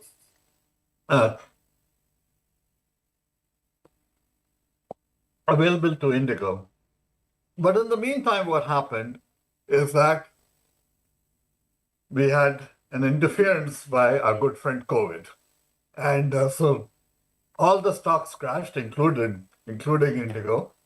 But the recovery was fantastic after that. Sorry, I have a bad throat here. What Indigo did was they grabbed the opportunity, which is the India growth curve. The airline industry has been growing at about 24% per year. And with that kind of a growth rate, the biggest risk is if you don't take the risk. Second, the competition crashed, that share became available. Third, Indigo has positioned itself very well in terms of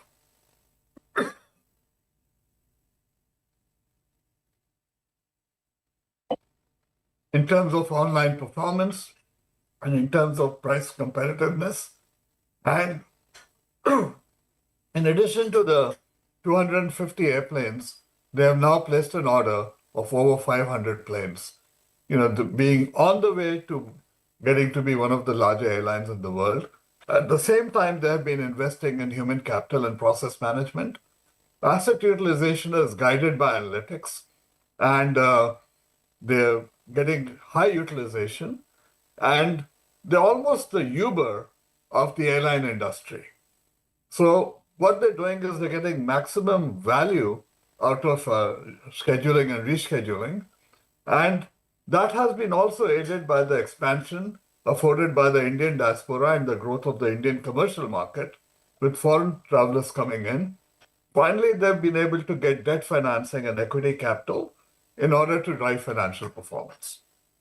Now, I made this comment about a year and a half ago that at that time Indigo was the number 7 airline in market capitalization.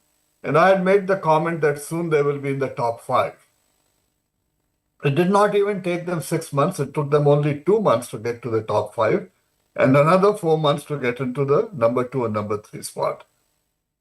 Now, the market value of Indigo has gone up by about 100% in the past year.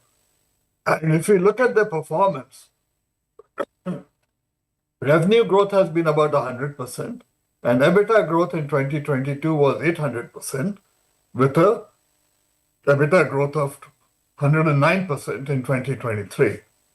But what you will find very interesting is that the price to book ratio for Indigo is 26 to 1, meaning about 4% of Indigo is on the balance sheet.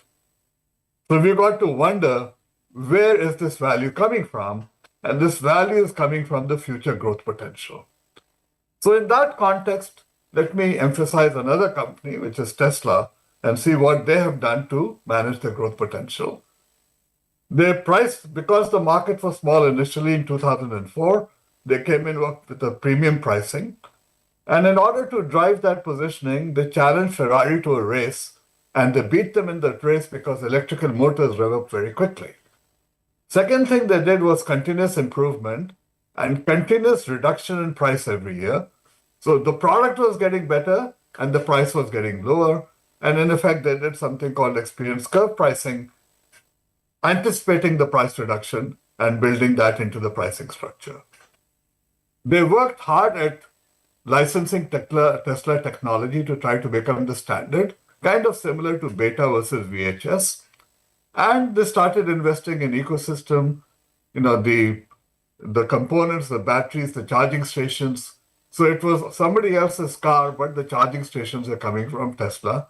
They got government subsidies, but the biggest change that they made in the automotive industry was they were selling directly to the customer. By not going through a distribution network, but by not going through dealers and selling directly, about 18% of the margin fell into the contributions to Tesla. And even today, Tesla profits are about 3 times the profit per car at Toyota. Toyota makes about $1,800 per car. Tesla is coming in at close to $6,000 per car. That's the profitability. What Tesla did was simultaneously product development and market development. This is what Professor Bhaskar was talking about. Let the IITs do the product development, the technology development, and let the IIMs step in and start doing the helping with the market development. It was very interesting. About 15 years ago, when I was in Singapore, there was the president of Singapore University of Technology and Design, SUTD, his name was Tom Magnanti. Tom Magnanti made the statement at a dinner that I was hosting for the IIT directors. And he said, India has 2 great brands, IITs and IIMs. How come they don't work together? Now, this is exactly what you guys are saying should happen. And what Tesla was able to do is by combining product development and market development, they accelerated the way to the market. And in effect, what they did was by doing both things simultaneously, they took a higher risk, but the results have been amazing. This is just a diagram that shows the financial impact of Tesla, which is in red, and then towards the top right is Toyota. So Tesla is about, the value of Tesla is about 3 Toyotas. So in effect, what I wanted to emphasize out here was that what Mr. Musk did, despite whatever he's doing today, is that he did something I call backcasting, meaning he imagined the future and invested in both product development and market development in order to be able to get there. Let me then move very quickly to the Amazon flywheel. They started, as you know, as an e-tailer, e-commerce. Then they expanded into technology platform, which became AWS. With AWS, what they were able to do was to move into fintech. And AWS started providing the technology to Netflix. And they said, if we're providing the technology for Netflix, why can't we do it for ourselves? And that led to, e-pharmacy, and it also led to, prime entertainment. Now, if I look at what Tesla was able to do, this is the flywheel. It turns out that only about 16% of their revenue comes from cloud computing, AWS, which is cloud computing, but about 60% of their profits come from cloud computing. What Amazon has been able to do is that the expenses in one market, let's say e-commerce, translated into technological investment in the second market. So this flywheel impact, has been amazing. And I was pointing out at a board meeting that it is only in 2025 that Amazon has finally caught up with Walmart in revenue. But in terms of market capitalization, it has grown 400% compared to about 100% growth in Walmart. When I made this comment, somebody in the board said, well, this is not a fair comparison because you're comparing a conglomerate to a retailer. My answer to that was, whose fault is it that Walmart is still a retailer and Amazon is a conglomerate? So this is what we need to think. We need to be more ambitious in our thinking as we move forward. What is happening is that the value creation is coming from differentiation, and this comes from market-facing processes like product development and demand chain management. But the value appropriation is coming through brands and networks and reputation. If we look at these logos, whether we're talking about Nike or we're talking about Apple or we're talking about BMW, they command a higher price structure. With the higher price, you get higher margins. And that is also reflected, for example, in the higher margins that are coming because of branding for Titan and Tanishq. And they have expanded globally now. And you'd be surprised to know that Titan has almost the same market value as Maruti. Maruti was 42 billion and Titan is 38 billion. So there's a lot of growth potential that is there in India.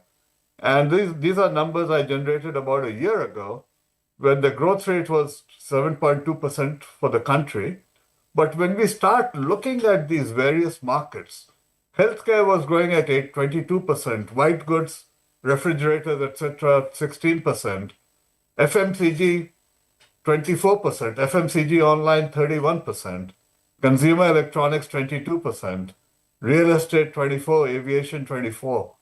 In this kind of a market, the biggest mistake you can make is not investing and taking the risk for growth. And so this was the celebration at Holi, if you will. And this is what Diwali looked like. And this is not Mumbai, this is New York City. And the state of New York has allowed the Diwali as a state holiday. And now this is Mumbai at Diwali. And so what we have is we have a situation where there's plenty of growth available in the country.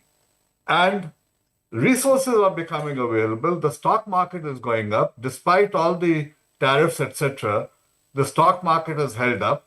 And the growth has also held up.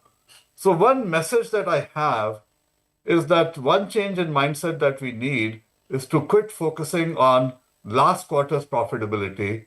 And I wrote an article which was titled EBITDA Rest in Peace. And this was on LinkedIn. And we got 67,000 impressions. So it touched a lot of people and about 30 plus people reposted it. I think we need to worry about looking at the long run. And one of the more significant papers that I've written, this is 25 years ago, I said, look, the value of a company comes from making more money. This is not surprising. Making it faster and making sure it doesn't go away.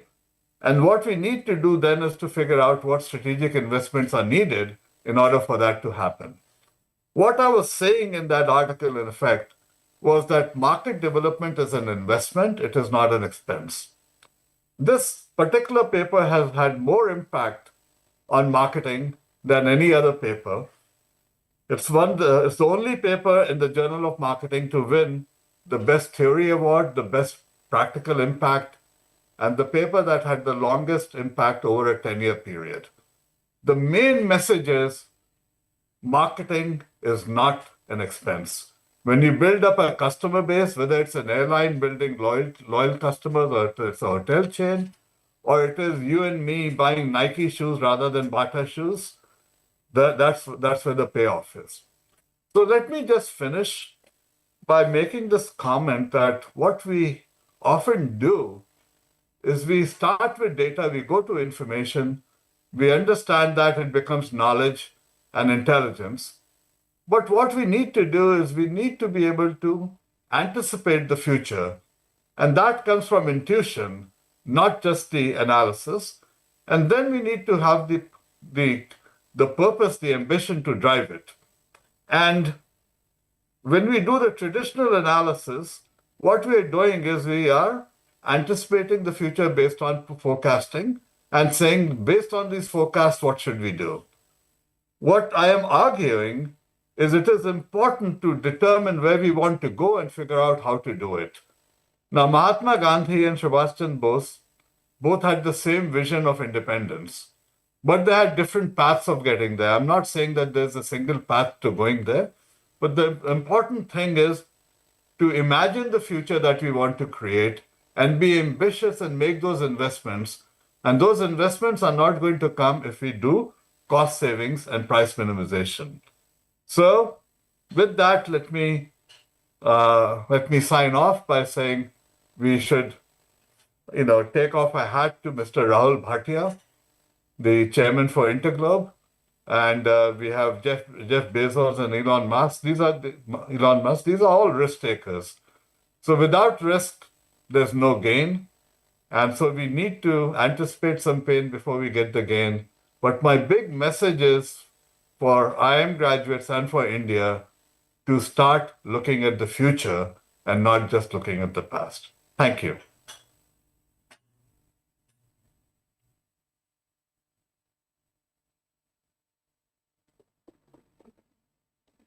Thank you very much, sir, for sharing your valuable thoughts and insight.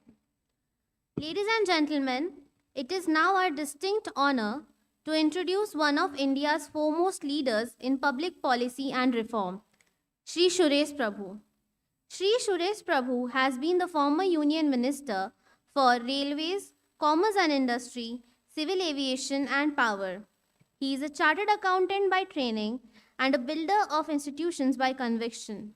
Over the course of 30 years, Shri Suresh Prabhu has held 10 important cabinet portfolios at the federal level in the Government of India, including industry, power, environment and forest, railways, civil aviation, commerce and industry, and fertilizers and chemicals. Additionally, he has served as the Prime Minister Sherpa to the G7 and G20.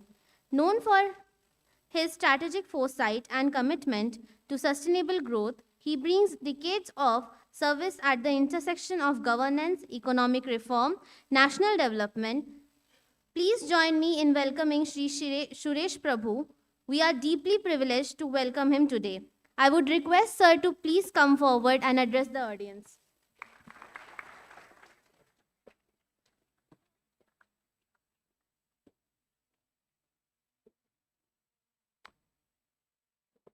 Good afternoon, friends. Let me congratulate Director IIM Ranchi, Professor Deepak Srivastava, for organizing this event in such a fabulous manner.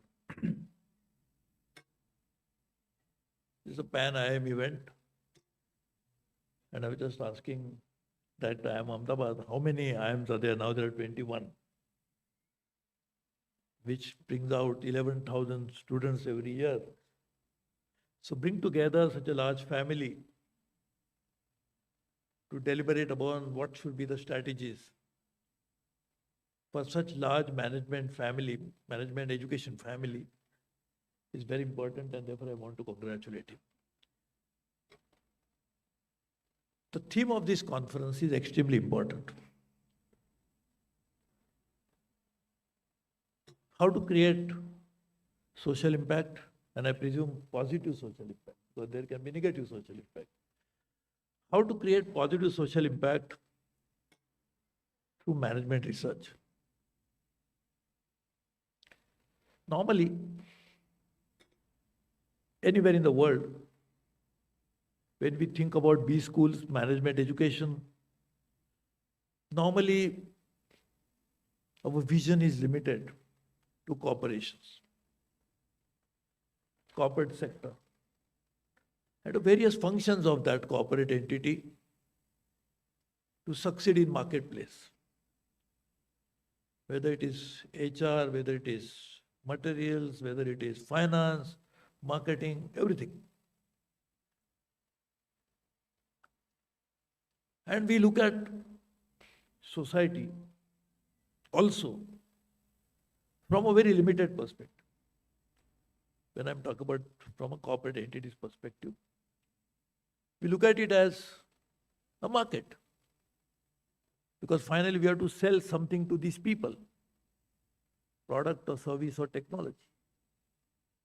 And if our approach towards society is limited to be how to create bigger share of that market, how to actually target them, how to capture their mindset and then take them on board. But normally we forget that society is not just a marketplace. There are many complexities in society. And when the economy has to grow for the corporate sector to benefit, the society also must benefit. Otherwise, this will never be a sustainable model of development. If the society remains at a lower level and economy keeps growing, there will always be challenges. Like in India today, we have $4 trillion economy. And my colleague from director IFT is here. She was from my family when I was a commerce minister, and prepared a plan for $5 trillion economy. I'm not getting into that today.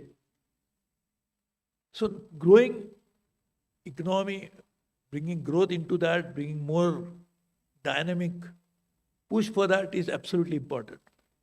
But just imagine, today we have $4 trillion economy, 5th largest in the world, and we still have per capita income, which will be below 130 in terms of global ranking. Now just imagine if now from 4 trillion, we become 20 trillion, 5 times. And now per capita income, because it's a very simple thing, the total GDP divided by number of people will be the per capita income. So if we're 5 times, our per capita income also grow 5 times. But if only growing per capita income 5 times and not ensuring that per capita income rises, and if you take by global indices, it should be in the, say, first at least 40, 50. What is that we need to do is very important. And if that doesn't happen, then we are going to face a serious problem, a societal problem, which will also become a political issue sometime or the other. And to avoid that, what is important is therefore how to bring positive social impact. And to do that, what are the change? What are the agents of bringing this social impact? Politics is obviously one. But can we use management institutions, management tools to bring this impact? That is what you must be playing on your mind when we decided this theme for this conference. And this is important. Because HR function, you look at people, but there is a much bigger issue involved in that. And we have seen, we have a very empirical evidence that if you bring in social development, it has a huge positive impact on economic development. A very good example of that is the second largest economy of the world today, China. Actually, China, we always believe that it started economic reforms in 1978 when Deng Xiaoping became a leader, though he was not holding any official position in the hierarchy. But when he became a leader, all the reforms started. China became member of WTO in 2001, and that actually accelerated their integration into the global trade, which again gave a very big impact on the global economic activity. But we forget that from 1949, when the People's Republic of China was formed, Mao Zedong was a leader, they did a lot of social impact. Those social impact, social reform that happened, which created not only one unified, not unified to great extent, unified society. The status of women was enhanced to an incredible level. And all of that led to social capital was ready, available for bringing in economic transformation. So what should precede first? This was a big old debate even during independence time, whether we should have social development first or freedom, political freedom first. But today for economic development, social capital will be extremely important. Human capital has to be leveraged for doing that, and to do that, we really need some more intervention. Politics, as I said, is one very strong instrument which can actually transform societies, as has happened most part, even in India. Thanks to Prime Minister Modi, there are many transformative initiatives which actually resulted into ease of living, improving to great extent, long way to go. But making that happen in India, we'll have to use even other sources. Now these 11,000 students could be the change agents. They could actually apply their ability of management training to change society. And this social impact has to happen in many areas. One of them I just mentioned, social inequality and economic inequality, not social necessarily, economic inequality. The social inequality is a completely different issue. And I don't think we can change that in a shorter period of time, and that too through management institutions alone, which needs a big intervention of all kinds.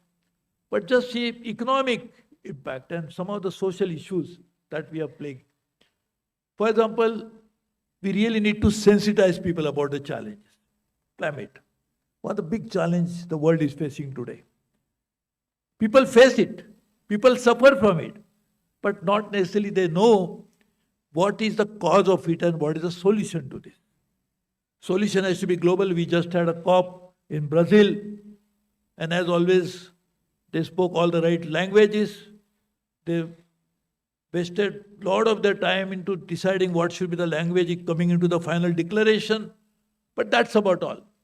Not much happened after that and not happened during that period. I led my India's delegation many times for this, so I'm also equally responsible. Point I'm saying is, what is that action that is necessary to bring in positive social impact? Because one of these issue alone has a huge negative impact on the quality of life of people. Now that one, can we bring this management experts, pool of people, to actually make that happen? I think one should really think about that. Sensitization and probably do working on that. We have many challenges, of course.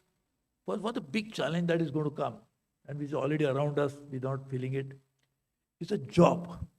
Because we saw very excellent presentation about the market caps of Teslas, of Indigo.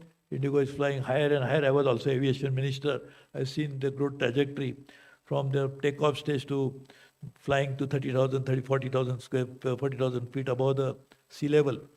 Point is, can we bring in the employment into this? The market caps of corporates are growing. In fact, what was shown here, Nivita is the first company which has $4 trillion market cap, as much as India's total GDP. The first 5 trillion. So we just imagine one company has a market cap equal to India's market cap, which is the 5th largest economy of the world. So most of the top 10 companies' market cap put together will be more than 99% of the global companies' GDP, of global country GDP. So this is a big issue that we are facing. So in that context, market cap is growing, corporate profits are going, EBITDA is going through the roof. There are companies have cash piles, which is more than probably the GDP of several countries of the world. And therefore the investment that has gone into AI, by most of the companies of the world, they went through their own treasury, their own balance sheets. Because there was so much of cash lying, they didn't know where to invest. So even the AI crash will come, and it will come, as even the Google CEO has said, it may not impact that much because their own balance sheet will be affected, but it will have contagious impact on others, but will not be that bad. But point is not that. What I'm saying is, with all this really fantastic news about corporates and everything going, what is the impact of employment? How will people find jobs, not only in India alone, globally? Where will be the new next job cycle will be coming, which will turn into positive and create a great positive impact on society? So that's one issue that we'll have to work on, and prayer for some of the management, in fact, will be very important that can happen. And I think while our GDP grows, and has to grow, that's the only way we can actually make progress. But where is the GDP coming from? Is this coming from some of these large corporate? Because all of this will be finally captured in the GDP. Titan doing well, Tesla doing well will be, of course, not in India GDP, but where they manufacture it, where they sell it, where the servicing happens, all of that will be captured into finally GDP numbers. But how do you change this cycle? And in fact, I want to give I think I must have said it last time I was here, because actually I am supposed to be a distinguished professor. You appointed me as distinguished professor of IIM Ranchi. So I was here last time. So I was wondering what is meant by distinguished. So I distinguish myself or not coming here. So that is why you call me probably a distinguished professor. Like I am also visiting professor in so many universities, including London School of Economics and some Ivy League. So I thought, good that you call me visiting, because I totally visit. So I'll visit. So I do that anyway. So when I was here last time, I don't know whether I mentioned this, but I'm saying, again, when I was Commerce Industry Minister, we started a new program, and that's something to do with IIMs. I said, can we make a district grow faster? If each district start in India, 700 plus districts that we have, they grow at 3% more than what they are growing today. India GDP will obviously rise by 3% more, because aggregating all districts is India's GDP growth. So it will not be only captured from Mumbai Stock Exchange or NSE Stock Exchange, increasing the market share and the capitalization of that company. So can we make that happen? And therefore, I had requested IIMs, including, if I'm not mistaken, IIM Ahmedabad, 6 districts we had taken. And we did a baseline study, we prepared a strategies. And we said if each district grow, and in fact we launched already this program, it should have gone on at the same pace at which I was expecting. Just imagine if we make this happen, the kind of positive social impact that we'll have as a result of this. Because then the growth will happen in district first and will be captured in the national GDP numbers little later. Whereas today, we are happy with 7-8% growth numbers which we get. But if you go to a particular district and say, congratulations, your income and the growth in your district is now 8% more than the previous quarter, previous year, you would say, sorry, I don't know what you're talking about. So if we just change this particular paradigm and try to make it happen, it will have a huge positive impact, the social impact. And for that, the theme of this conference is obviously social impact, but also through management research. And to do that, I think we should select some of these very big social issues that we are facing and use the entire pool of, and they are very top-class people. We have the director sitting here, the faculty, the students, one of the best students go to the IIMs, And just imagine if we take together as a challenge and responsibility and a mission, that how we would like to work on some of the issues where this type of positive social impact will happen through research. And that research will come not just academic research, but probably each of the IIM now, 21 of them, in different states of India. So we can even take Jharkhand, one of the poorer state of India, one of the less developed state of India. Can we make these strategies for that from grassroots, from district, if not go below that, will be challenging for the begin with. But just imagine we make a strategy like that and make Jharkhand grow because the district will grow. Not just mining in my Jharkhand grows, that brings in the growth numbers higher, but can we make it people-centric to benefit the people first? And that will also address some of the big social challenge that we're facing today, because job is not economic issue. It's a livelihood issue for people, it's a social issue. And we can never divorce social issues and economic issues. They actually have to go and they have to grow at the same time. Unless if we don't do that, we'll have a big social challenge on our hand in the next few years' time. So I think we really need to work on that. We have a big issue today. We're giving, thanks to Prime Minister's positive initiative, 80 crore people after COVID are getting free food. And we continue to do that. So just imagine 80 crore people in itself is a number which will make that particular number as a second largest, or third largest, or second if we can, because we will have to reduce 80 crores now from 150 crores to 70 crores, will be the second largest populous group in the world. So just imagine, how do you make that into a vicious cycle of creating this human resource? Who can be productively engaged and how can we do that is something that we'll have to work on. So there are many quite a thing. I think we have already exceeded a time limit because I think lunch should have been served by this time. So therefore I would once again congratulate my friend, the director of IIM Ranchi, all the faculty members who chaired this very interesting program for 10th Pan-IIM World Management Conference. I'm sure this itself would have generated enough ideas in the last 3 days, which will propel India into a much better society, besides becoming a far better economy. So I hope that happens, and I wish you all the best. Congratulations once again. And I promise you, my next visit will be to do something which you are expecting me to do as a distinguished professor. Thank you very much.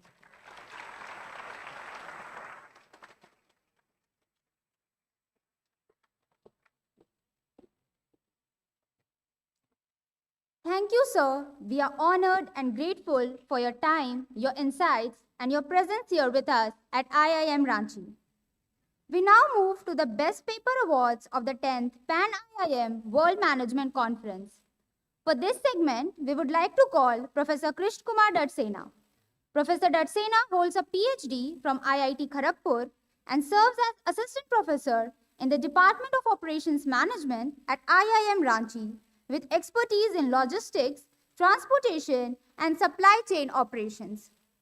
We'll now request Professor Krishna Kumar Datsena, Conference Chairperson, to announce the Best Paper Awards of Pan-IIM World Management Conference 2025.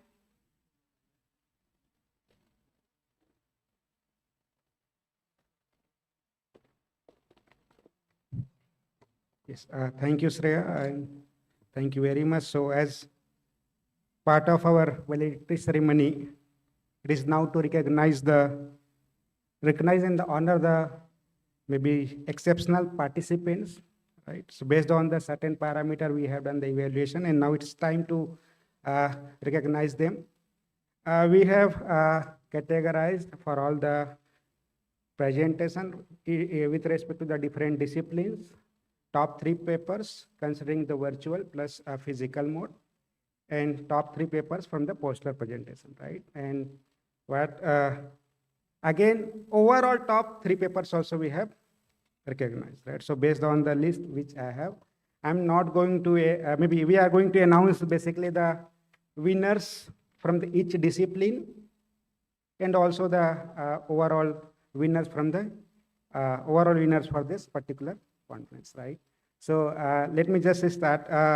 I will request, now we will request our chief guest to please come forward and provide the certificates for the winners, sir. So first, let us start with our economics area. The winner is Varun Sharma.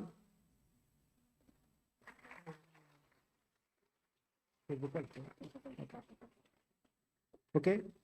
Let us start with the overall physical certificate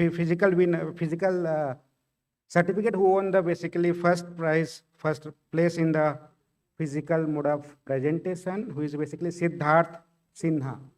Siddharth Sinha.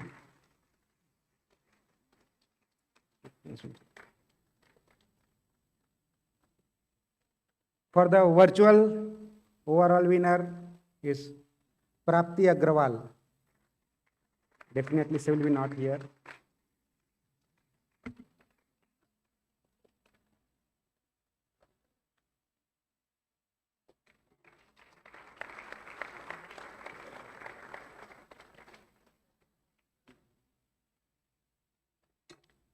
For the poster presentation overall winner, Vikrant Singh. Vikrant Singh.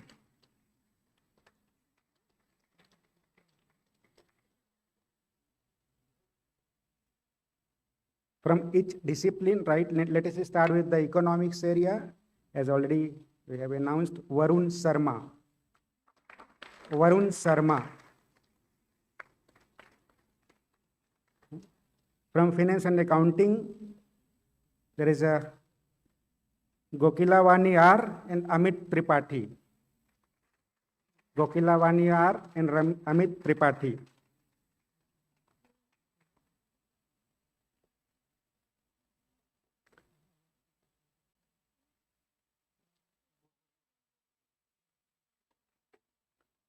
From information system and business analytics, we have Shaurya Joy Day.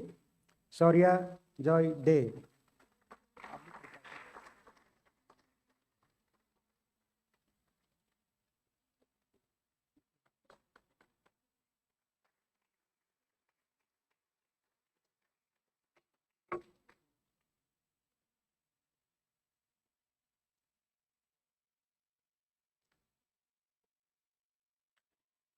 For responsible business track, we have Siddharth Sinha. Siddharth Sinha.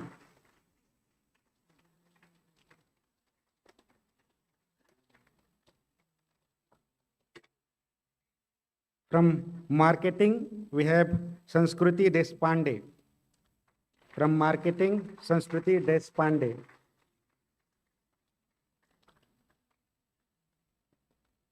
From OBHR, we have Prapti Agrawal.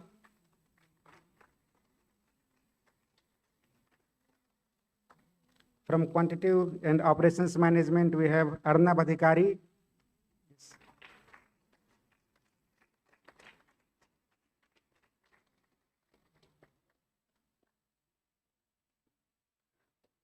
From strategy and entrepreneurship, we have Sandeep Yadav. Sandeep Yadav.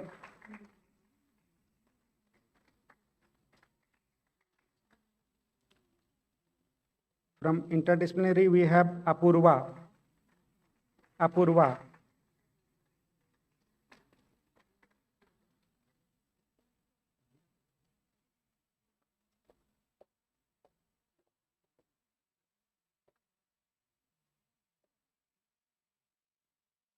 Apurva.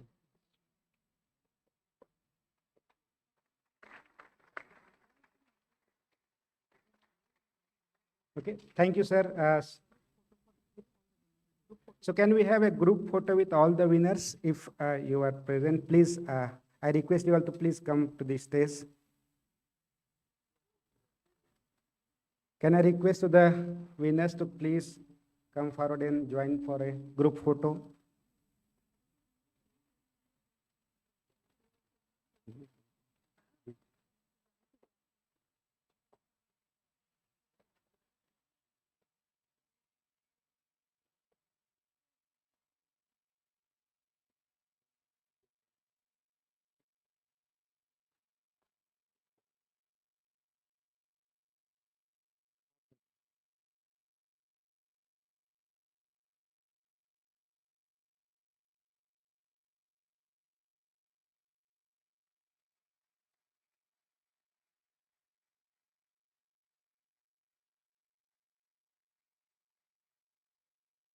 Yes, thank you so much. I request maybe Chief Guest, please take your seat, sir. Please, thank you.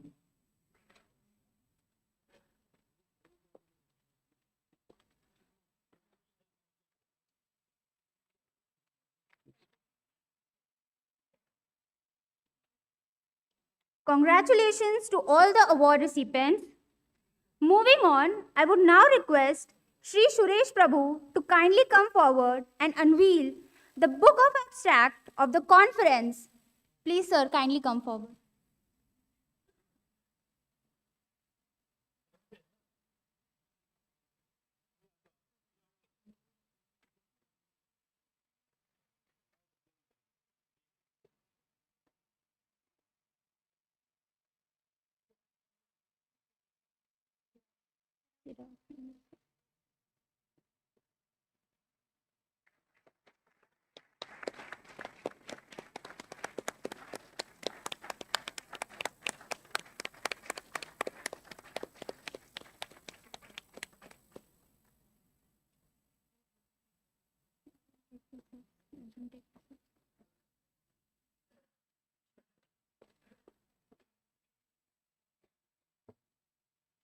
We will now proceed to felicitate our distinguished guests as a gesture of gratitude and respect.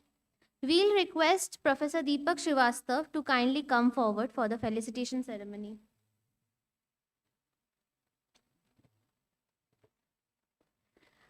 We begin by felicitating our chief guest, Sri Suresh Prabhu.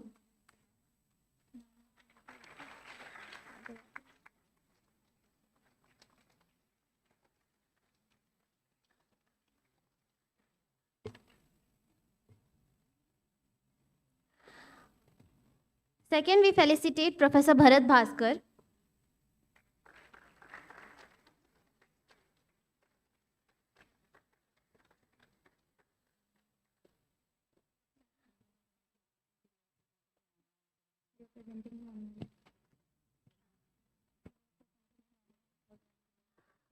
We are presenting Professor Rajendra Srivastav online.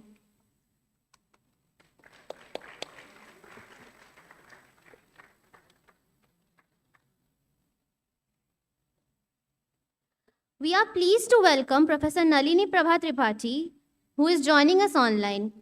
Professor Tripathi is Director of IIM Shillong and a distinguished academic leader known for her contributions to finance, governance, and higher education administration.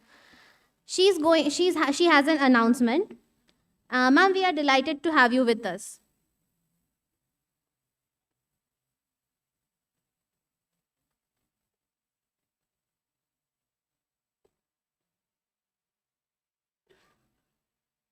Can you hear me?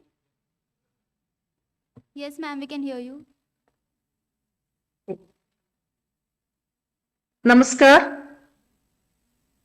Esteemed Minister Sri Suresh Prabhuji, Union Minister for Railways, Commerce and Industry, Civil Aviation and Power, Honorable Director, IIM Ahmedabad, Sri Bharat Bhaskarji, respected Director, IIM Ranchi, Sri Deepakji, faculty members, distinguished guests, and dear participants.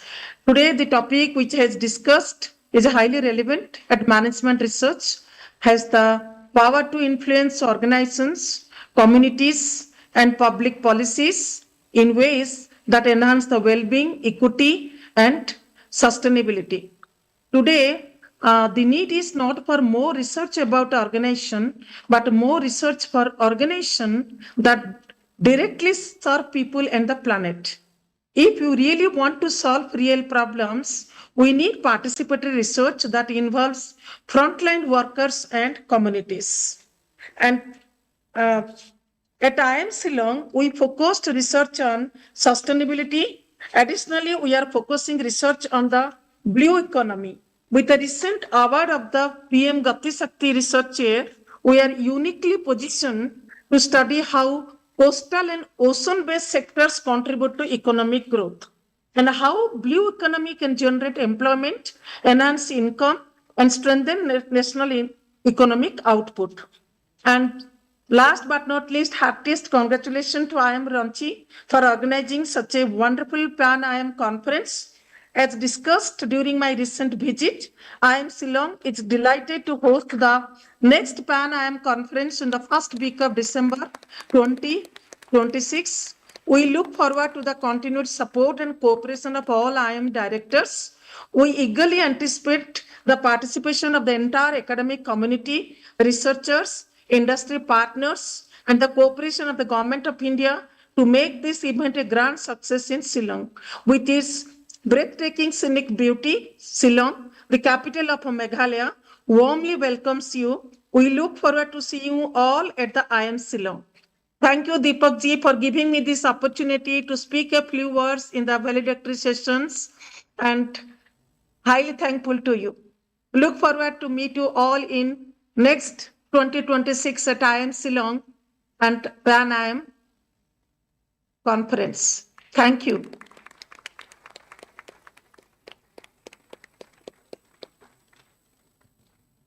Thank you, ma'am, for the announcement.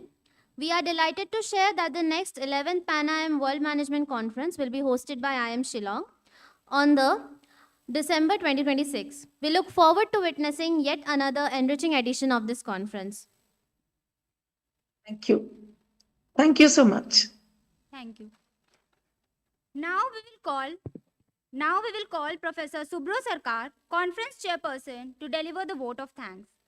Professor Sarkar is an assistant professor in marketing at IIM Ranchi, holding a PhD from IIM Rohtak and a BTech from NIT Agartala.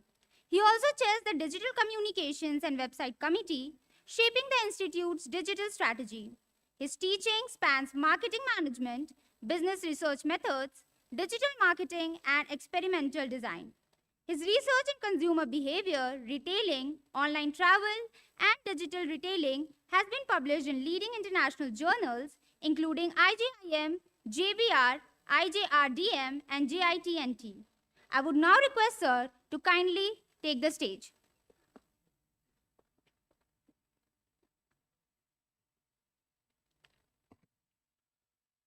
A very good afternoon to everyone present here. On behalf of IIM Ranchi and the entire Pan-IIM World Management Conference team, it is my privilege to deliver the vote of thanks for this valedictory ceremony. First and foremost, I extend a heartfelt gratitude to our distinguished guests of the afternoon, Professor Suresh Prabhu, Professor Bharat Bhaskar, Professor Rajendra Srivastav. Thank you for gracing this occasion with your presence and inspiring us with your insights. Our sincere thanks to Professor Deepak Srivastav, Director IIM Ranchi, for his continuous guidance, encouragement, and leadership throughout this journey. We are deeply honored by the presence and support of the Director of all IIMs, and we thank you for your valuable participation and contributions. A special word of appreciation to all our distinguished guests, keynote speaker, panelists, moderators, and other speakers and participants who enriched the conference with their expertise. I extend my heartfelt thanks to the faculty members of IIM Ranchi and to all the participants, reviewers, track chairs, and session chairs for their dedication, scholarly contribution, and support. This conference has been a year-long effort, and over the last 1 year, faculty and staff members at IIM Ranchi have worked tirelessly to make this event possible. I express our sincere appreciation to the teams from the Director's Office, Administration Department, Purchase Department, Academic Program Office, IT Department, Digital Communications and Media Cell, DPR Office, Executive Education and Consultancy Office, Accreditation Office, International Relations Office, Finance and Accounts Office, SEDC Office, Guest House Office, Travel Desk, Campus Development Committee, Housekeeping Staff, MTS, and security personnel.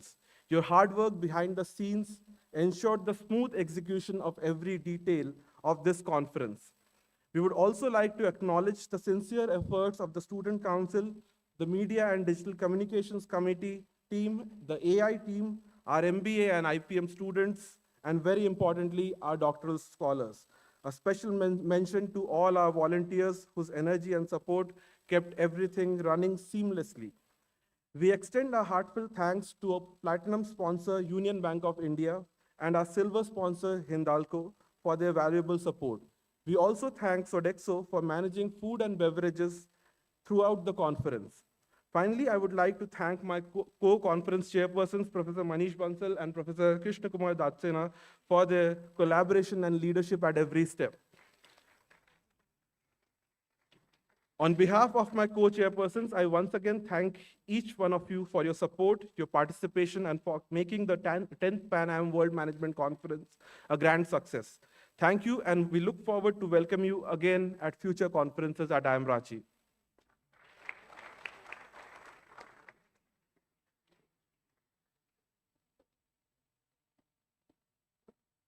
We request everyone to please rise for the national anthem.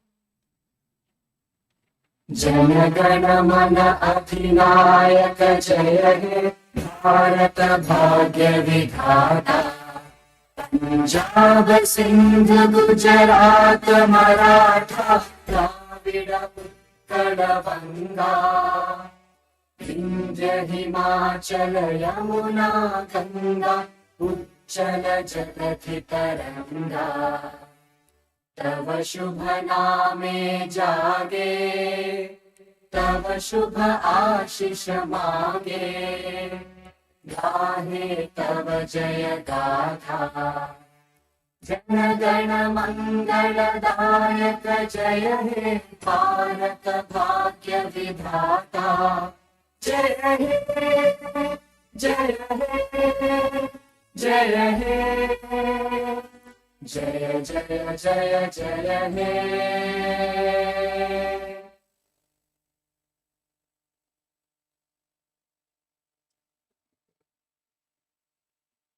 We extend our heartfelt gratitude to all our distinguished speakers, guests, and participants for their insightful and inspiring contributions. Your perspectives have enriched and added immense value to the Pan-IIM World Management Conference 2025 experience. We also thank all the delegates, participants, and guests for your engagement and presence throughout this conference. Your enthusiasm and commitment have made this gathering truly meaningful. With this, we formally conclude the valedictory session on a celebratory note, carrying forward the ideas and inspiration that have shaped this remarkable gathering. Thank you. All the students are requested to exit from gate 3, and the students on the first floor are requested from the right side. Okay, any side. The students on the ground floor, please exit from gate 3.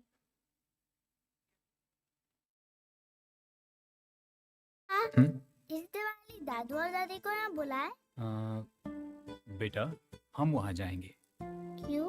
क्योंकि त्योहार हमेशा अपने घर और अपनों के साथ मनाते हैं। क्या ये अपना घर नहीं है? बेटा, हम यहाँ रहते हैं, पर ये अपना घर नहीं। हम अपने घर में कब रहेंगे? यूनियन होम लोन के अट्रैक्टिव इंटरेस्ट रेट से मनाइए त्योहारों की खुशियां अपने घर अपनों के साथ।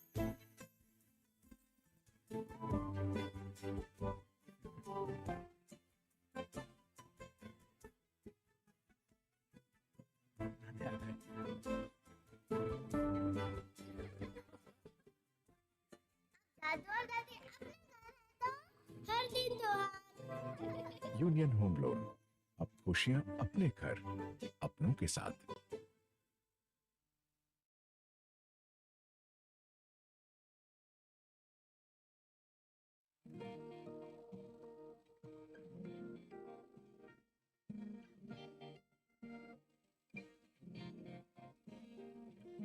आज लिखेंगे हम अपना कल, जब अपनी सोच को राह मिले, सच तक ले जाएंगे अरमानों को, जब आशाओं को राह मिले, सोच से सच तक चले हम, सोच से सच तक, सोच से सच तक बढ़े हम, सोच से सच तक। हर नारी का सपना, हर नारी की शक्ति, ऊर्जा से उन्नति का सफर, हौसला हो अपने दम पर, सोच से सच तक चले हम, सोच से सच तक, सोच से सच तक बढ़े हम, सोच से सच तक।